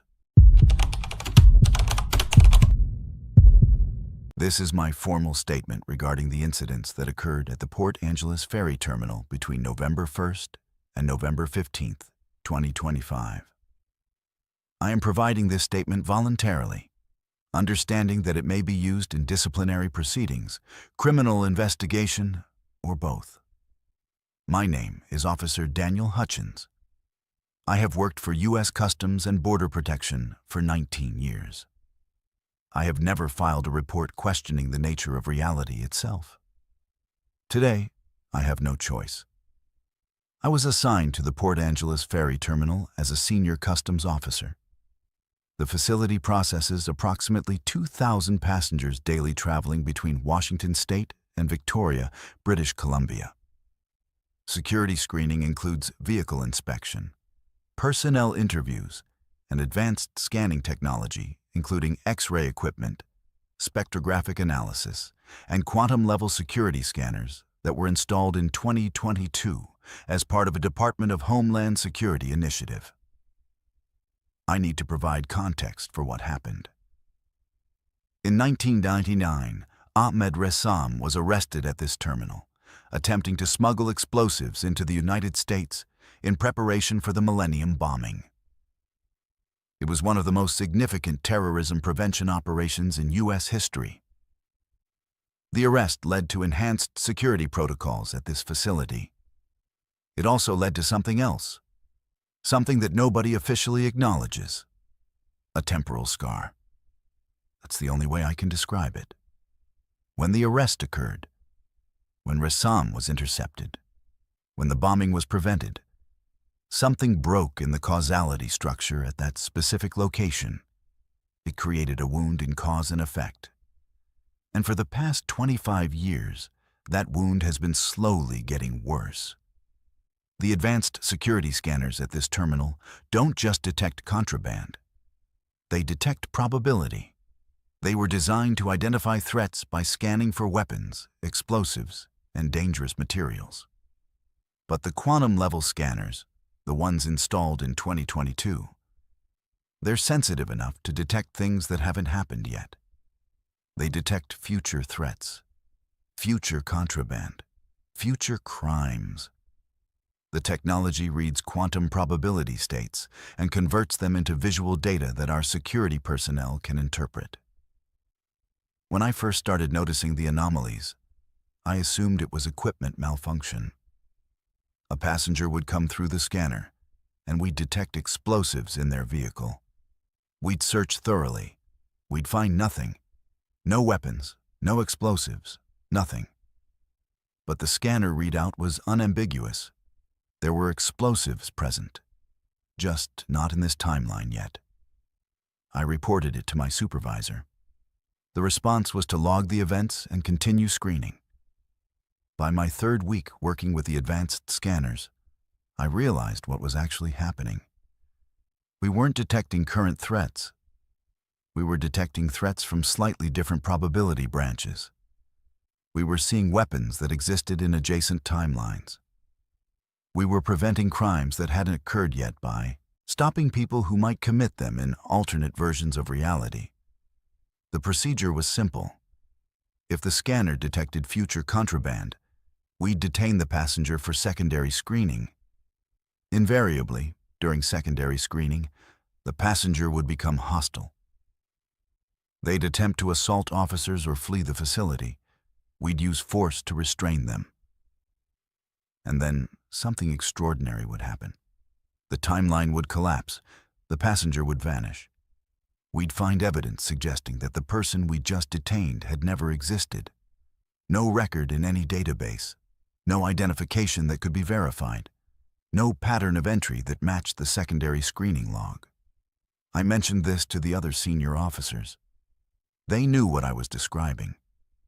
They'd been experiencing the same thing. They called it collapsing probabilities. When we detained someone based on future threat detection, we were essentially choosing which timeline continued to exist. In the timeline where we let them through, they committed an attack. So we prevented that timeline from occurring by detaining them, which caused that version of reality to collapse, which erased the person from existence. We were preventing terrorism by creating non-existence. By November 1st, I had personally collapsed 43 probability branches. 43 potential versions of reality where someone was going to commit a crime had been prevented by my actions, which meant those 43 people had been retroactively deleted from existence. I never saw them again. I never saw any record of them. They simply ceased to have ever been. Then I made a discovery that changed everything. I was reviewing the scanning data from a particularly active day, and I noticed something in the readouts. The scanner had detected a future threat in one of the scanning lanes. Secondary screening was initiated. The passenger became hostile. We detained them. The probability collapsed. Standard procedure. Except the collapsed probability had a timestamp, a future timestamp. The version of reality we just erased was scheduled to occur in approximately 6 months. We'd prevented something that hadn't happened yet, in a timeline that hadn't even begun yet. I realized that the scanner wasn't just detecting adjacent probability branches. It was detecting cascading causality, events that would trigger other events in geometric progression. And by collapsing individual probabilities, we were preventing massive chains of causality from ever occurring. I requested the historical data on all probability collapses since the advanced scanners were installed. I received 847 documented cases over 3 years. I cross-referenced them with news reports of prevented terrorist attacks, failed bombing attempts, and foiled security threats. There was no correlation. The probability collapses weren't matching documented threat prevention. We weren't just stopping real terrorists who happened to be carrying future weapons. We were collapsing entire probability branches to prevent attacks that might have occurred in those branches. The scanner had essentially become a causality weapon, and the government had been using it to erase people from existence for 3 years. I brought this to my supervisor's attention on November 8th. His response was to schedule me for psychiatric evaluation. He said I was experiencing delusions. He said I needed to take leave. He said I should reconsider my interpretation of the data. Officially, he said, none of those things happened. My supervisor denies we ever had that conversation. There's no record of my email requesting historical data. There's no documentation of my concerns being raised. But I know what I experienced. I know that on November 10th, I was assigned to one of the advanced scanning lanes. I was running a routine screening when a passenger came through the scanner and the equipment detected a future threat. According to the readout, this passenger was going to commit a mass casualty attack in March 2026. The attack would kill 47 people.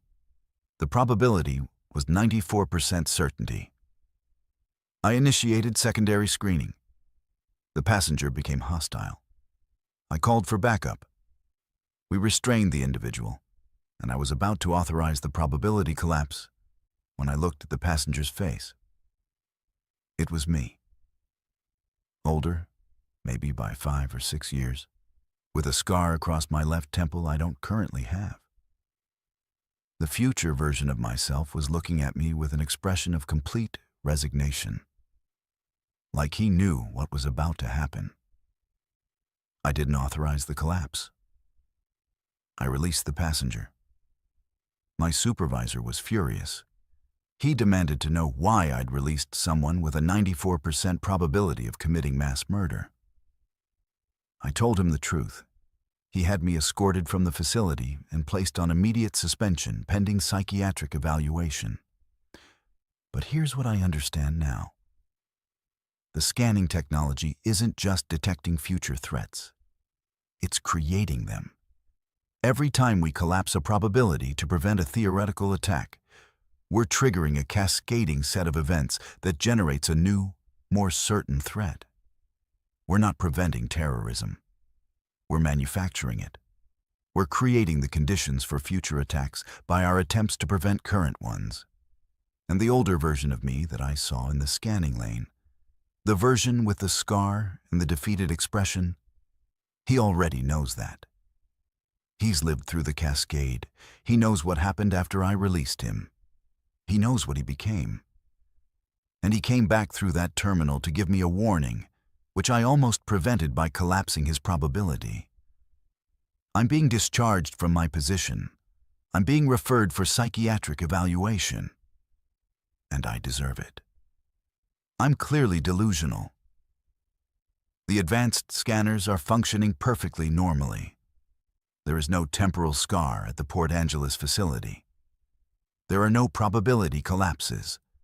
There is no method by which we could be detecting and preventing crimes that haven't occurred yet. Except that starting tomorrow, 47 people who exist today won't exist by March 2026. Because I didn't collapse the probability of my older self. Because I allowed that version of the future to continue existing.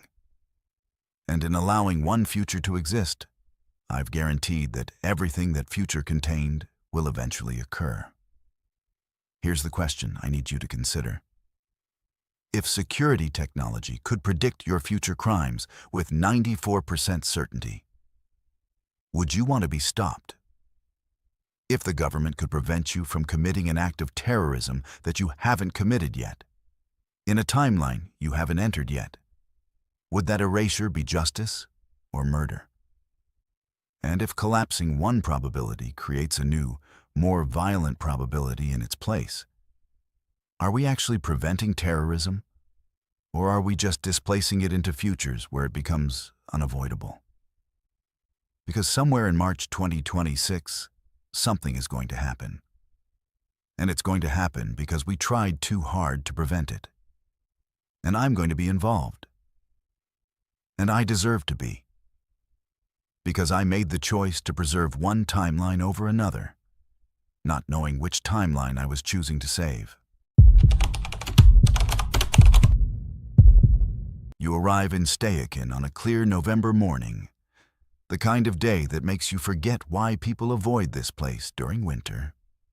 The ferry cuts through pristine water, mountains rising on both sides of Lake Chelan, and you feel like you're entering a postcard rather than one of the most isolated communities in Washington state.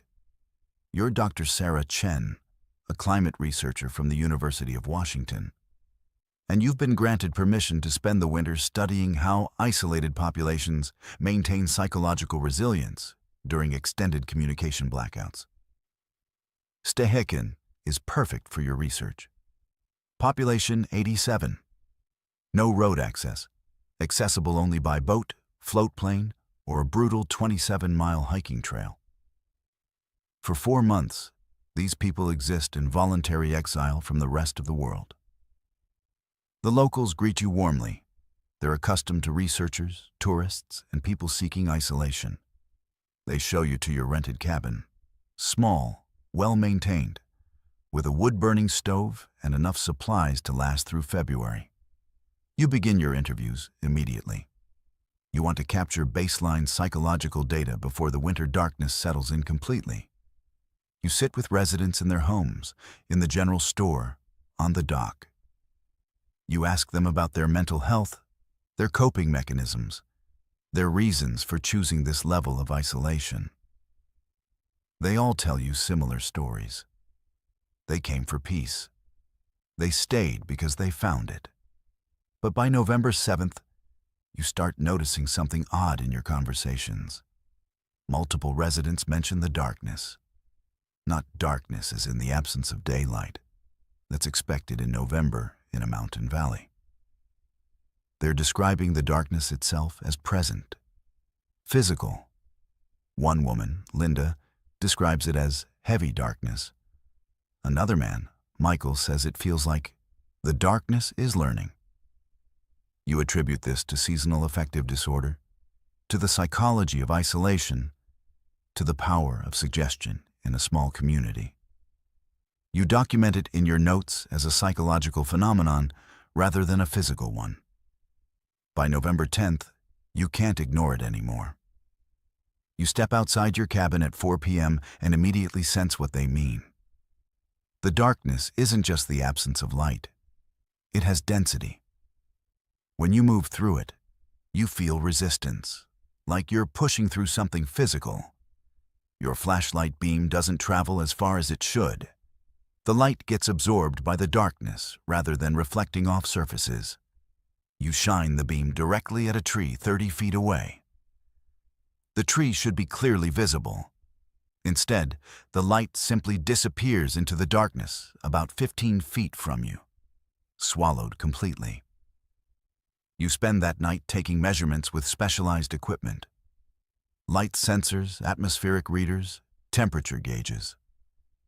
Everything becomes inert the moment you direct it into areas of high darkness concentration. The devices simply stop functioning. Remove them from the darkness, and they work perfectly again. It's like the darkness is creating a zone where certain physical laws don't apply. You document everything methodically, trying to maintain scientific objectivity even as your anxiety climbs. The residents notice your concern. They seem unsurprised by it. They've been watching the darkness develop for weeks, they tell you. It started slowly in late October, just slightly denser than normal darkness. Now it's becoming overwhelming. Some of them have started avoiding going outside after sunset. Others venture into it deliberately, for reasons they can't articulate. You interview Michael on November 12th after he returns from a 3-hour walk into the darkness. His body temperature is 93.2 degrees Fahrenheit, nearly 5 degrees below normal. His voice is different, quieter. His movements are slower, more deliberate. When you photograph him, you notice his shadow is moving wrong. It's moving against his body position, like it's operating on a different timeline than the rest of him. By November 15th, You can no longer deny what's happening. The darkness now comprises approximately 70% of the nighttime environment, and it's spreading into daylight hours. Large sections of Stehekin are completely obscured by midday. The darkness has developed a color, not black, but a deep purple-black void that hurts to look at directly. When you stare into it for too long, you begin to lose your sense of spatial orientation. Your brain can't process what it's seeing because it's not seeing photons bouncing off surfaces. It's seeing nothing. Absolute nothing. The color of deep space. You call the university on November 18th via satellite phone. Your voice sounds strange to your own ears. You're having difficulty explaining what's happening because language doesn't have words for this phenomenon.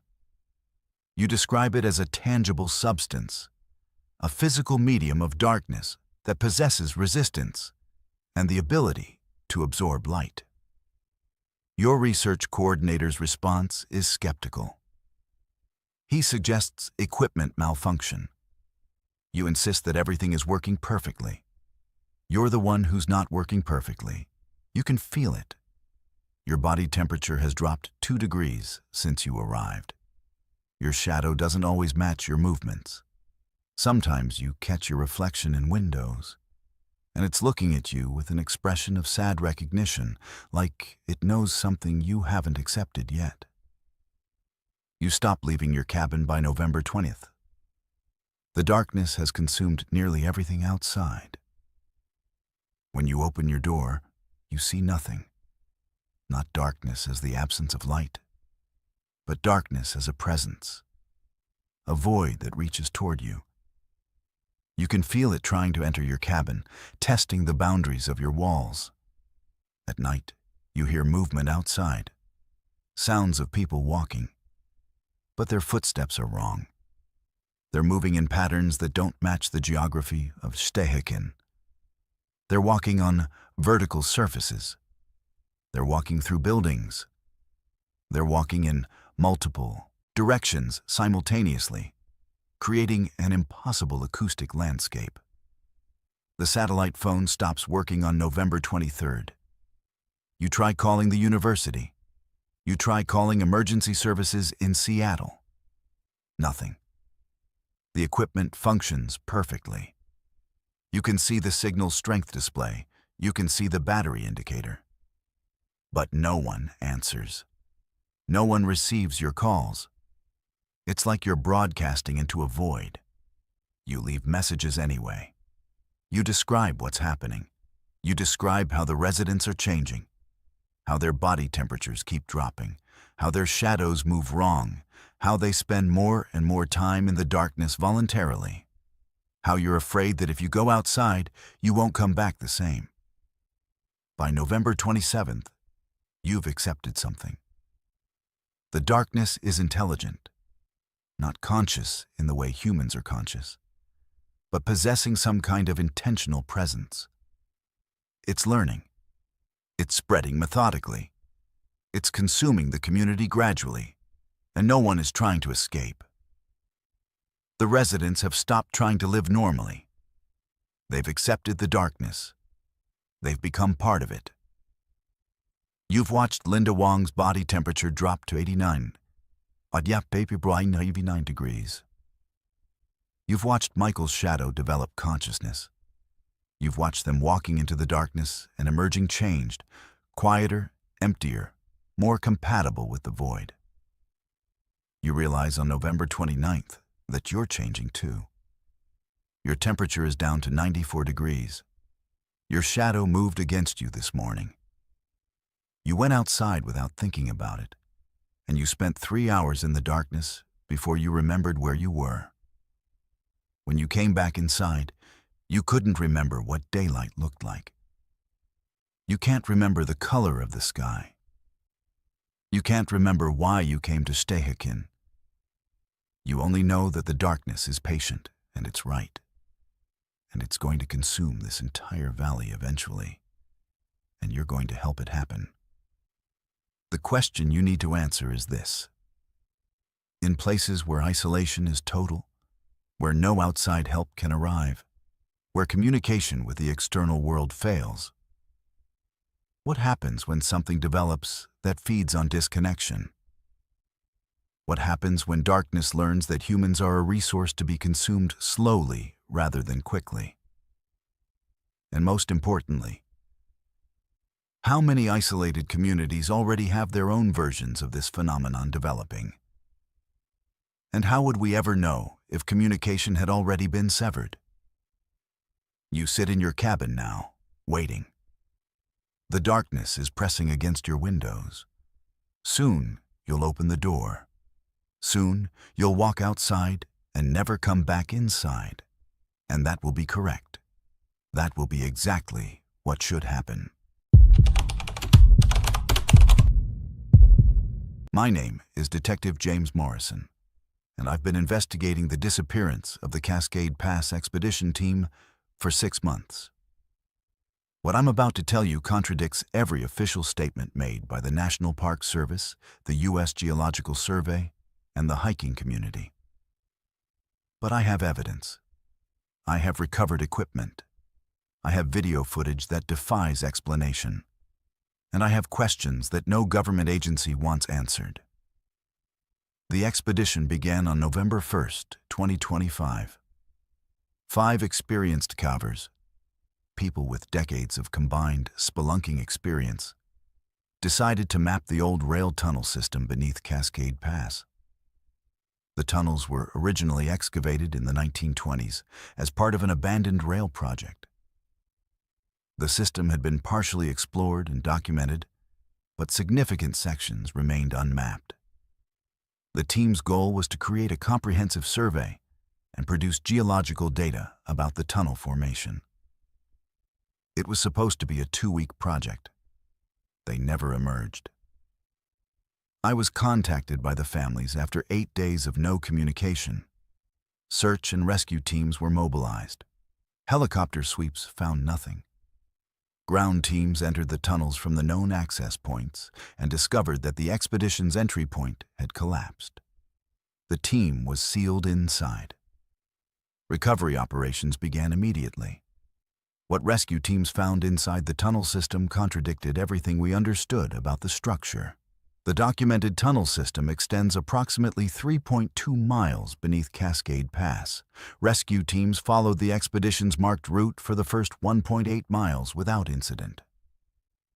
The tunnels showed standard geological formations: granite walls, conventional limestone deposits, evidence of deliberate excavation consistent with 1920s railroad construction techniques. Then the markers ended. The expedition had continued deeper than any documented survey indicated. Rescue teams followed the expedition's equipment and footprints into unmapped sections. This is where things became impossible to explain. The tunnel walls changed character. The excavation marks that had been visible in the documented sections gave way to something else. Claw marks. Massive gouges in solid granite that looked like they'd been created by something with claws the size of railroad spikes. The scratches were deep enough to expose fresh granite beneath the oxidized surface. Fresh, meaning they'd been created recently, not decades ago. The undocumented tunnel sections showed geological impossibilities. Granite that had been excavated from the inside out, creating chambers that shouldn't structurally exist.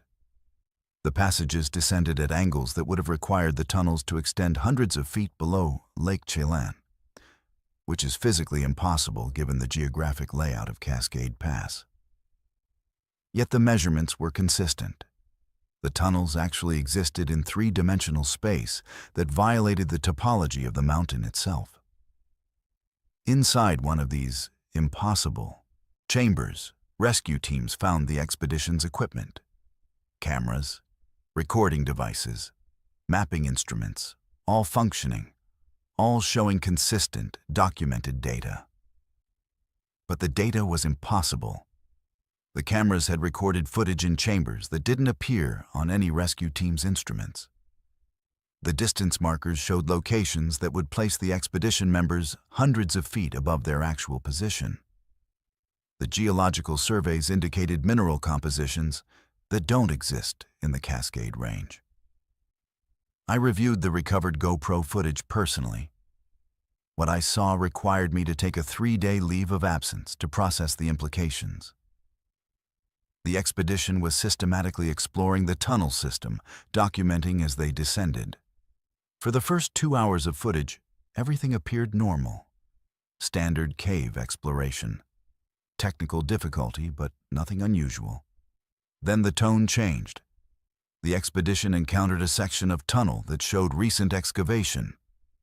Not recent as in last decade. Recent as in last year. Last month. The claw marks were fresh. The stone debris showed no weathering. And the tunnels were being actively enlarged. The rock walls were showing evidence of continuous excavation, like something was still working on expanding these passages. One team member, identified as Marcus, said on the recording, "This wasn't here before. This tunnel wasn't on any historical surveys, and it's being actively mined." They continued exploring. They documented the progression of the tunnel deeper into the mountain.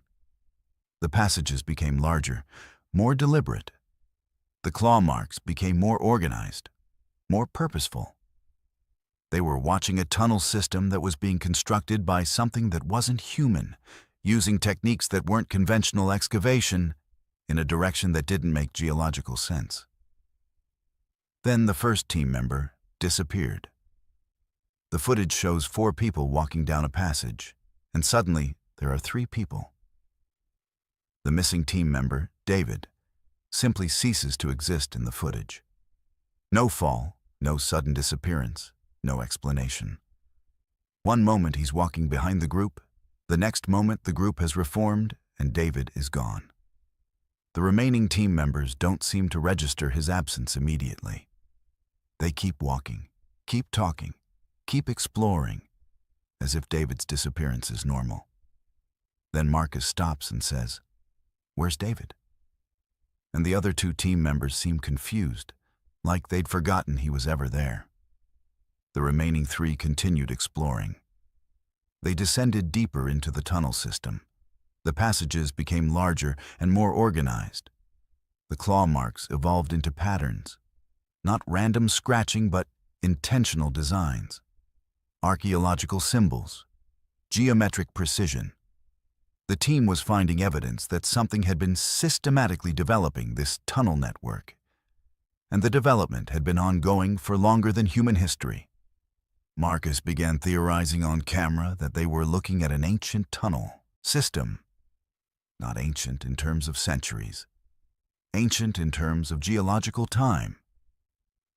He suggested, with increasing agitation, that the tunnels might predate human civilization, that they might predate the mountain itself.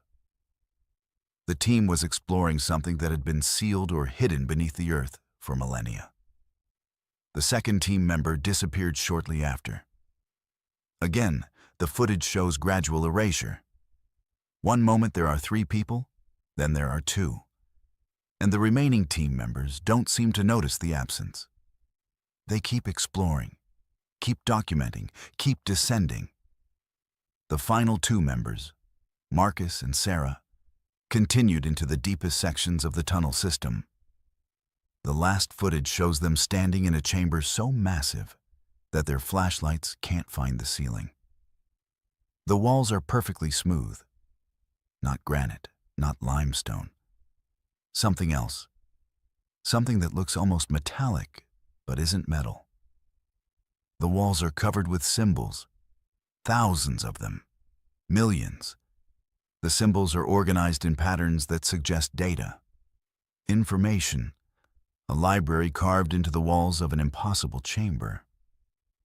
Marcus says on the recording, "We're not in a tunnel. We're inside something. We're inside a structure." Sarah asks, "How old is this?"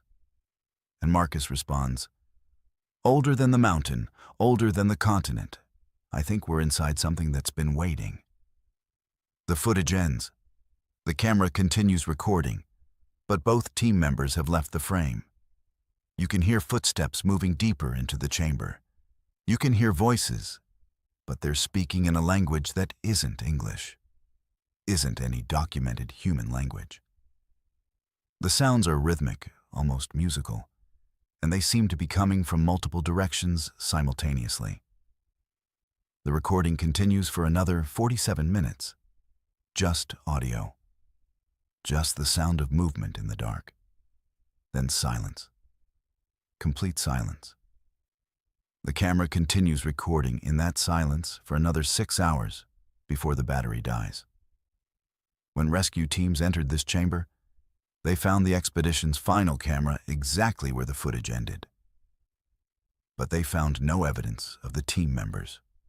No bodies. No remains. No indication that any humans had been present. The chamber itself was smaller than it appeared in the footage. The walls were standard granite. The symbols were nowhere to be found. The impossible geometry resolved back into conventional cave formation. But the equipment's data remained consistent. The distance measurements indicated a chamber that should be physically impossible. The geological surveys registered materials that shouldn't exist. The audio recordings captured sounds that our acoustic specialists still can't identify or classify. I've spent 6 months reviewing this evidence. I've consulted with geologists, physicists, archaeologists, and specialists in fields that don't have official names. The consensus is that either the expedition's equipment was fundamentally malfunctioning, or the tunnels beneath, Cascade Pass, contain something that violates basic physical principles. The tunnels have been officially sealed by the National Park Service. The entrance has been collapsed deliberately. The area is now marked as geologically unstable and closed to public access. All official documentation of the expedition has been classified. The families of the missing team members have been discouraged from pursuing investigation. But here's what I need to ask you.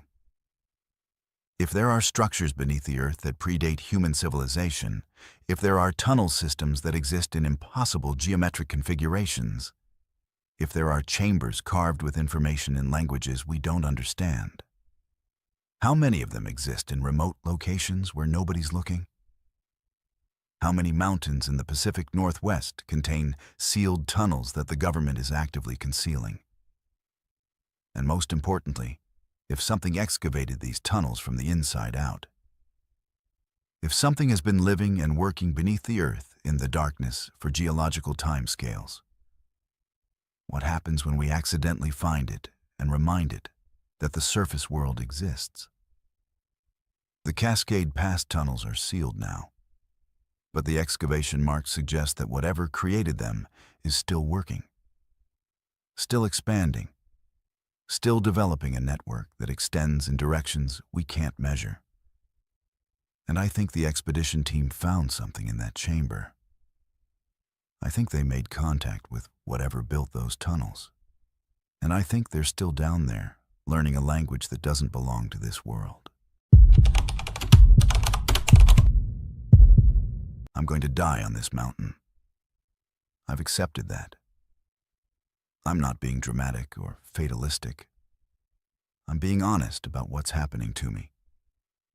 And I need someone to know the truth before my body becomes just another geological sample in the volcanic record of Mount St. Helens.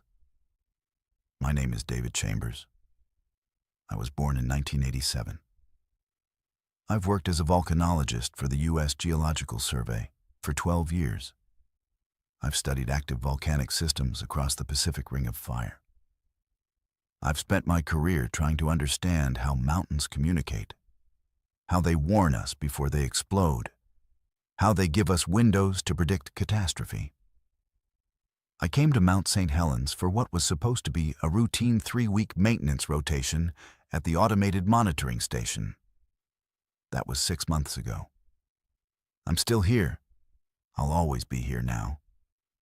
The station sits at 4,800 feet on the mountain's eastern slope. It's a small facility. Basically a reinforced concrete bunker with seismic equipment, gas sensors, GPS monitoring systems, and communication equipment.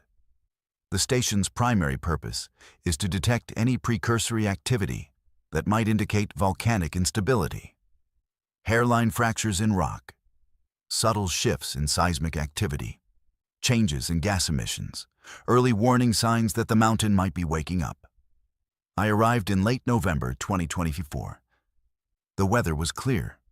The mountain was quiet. Everything appeared normal and stable. I settled into the routine of maintenance, running diagnostics on the equipment, replacing sensors, downloading data, checking communication systems. Standard work. The kind of job that's boring most of the time, necessary all the time, and absolutely critical when something actually goes wrong. By my second week, I noticed something unusual in the seismic data. There was activity that shouldn't have been there. Not the kind of activity that indicates volcanic movement. Something else. Something that looked almost like sound waves traveling through the rock. I recalibrated the equipment. The readings persisted. I documented it and submitted a report to my supervisor. The response was to monitor the situation and report any changes. The readings intensified on day 16. I was in the main lab reviewing data when I heard it. A sound coming from the seismic equipment. Not mechanical malfunction. Actual sound. Voices. Speaking in a language I didn't recognize, but with unmistakable human vocalization patterns. I checked every piece of equipment. Everything was functioning normally. The voices were real. They were being transmitted through the seismic monitoring system like the rock itself was broadcasting a message. I documented everything obsessively. I recorded the audio. I analyzed the frequency patterns. I attempted to correlate the voice activity with seismic readings. Over the next week, the pattern became clear. The voices were speaking names, specific names, paired with dates. Margaret Chen died November 1980. Robert Vanderpool died November 1999. Catherine Mills died November 2003. The voices were cataloging people who had died in volcanic events, people whose deaths connected to Mount St. Helens. But some of the dates were in the future. I was hearing names of people who haven't died yet, dates that are months or years away. The mountain was broadcasting information about deaths that haven't occurred yet, deaths that exist only in probability space, in timelines that haven't solidified into reality. I tried to communicate back. I felt insane doing it. But I spoke to the mountain. I asked what it wanted. I asked what these voices were trying to tell me. And the mountain answered. Not through the seismic equipment, through my own body. I felt it first as a pressure in my chest, a sensation of something trying to synchronize with my heartbeat. Then I started hearing the voices in my own head. The mountain had moved from broadcasting through the equipment to broadcasting through my neurology. The voices told me they were people who had died in Mount St. Helens eruptions across time. Not just the famous 1980 eruption. Eruptions that occurred centuries ago. Eruptions that will occur centuries in the future. They were all trapped in the geological record, preserved in ash and pumice and lava flows. They were all trying to speak simultaneously, their collective consciousness encoded in the mountain's seismic signature. And they were trying to warn the present timeline about what's coming. I learned that volcanic activity isn't random. It's intentional. The mountain isn't a geological phenomenon. It's a device, a storage mechanism, a communication node. Every time Mount St. Helens erupts, it records information about every death that will occur in that eruption. The geological record becomes a permanent archive of human mortality. And the mountain has been systematically collecting this data for thousands of years, waiting for the moment when it could use that data to communicate backwards through time, to warn earlier versions of humanity about eruptions that haven't happened yet.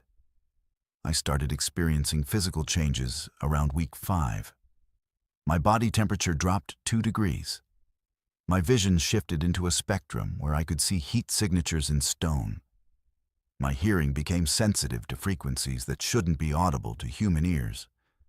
I was beginning to synchronize with the mountain. My biology was adapting to become a better receiver for the information the mountain was trying to broadcast. By week 8, I understood what was happening.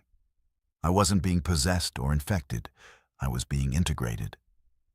The mountain was expanding its communication network to include my living body as a transmission medium. Every thought I had, every breath I took, every heartbeat in my chest was becoming part of the mountain's signaling system. I was becoming a relay station between the geological record and the present moment.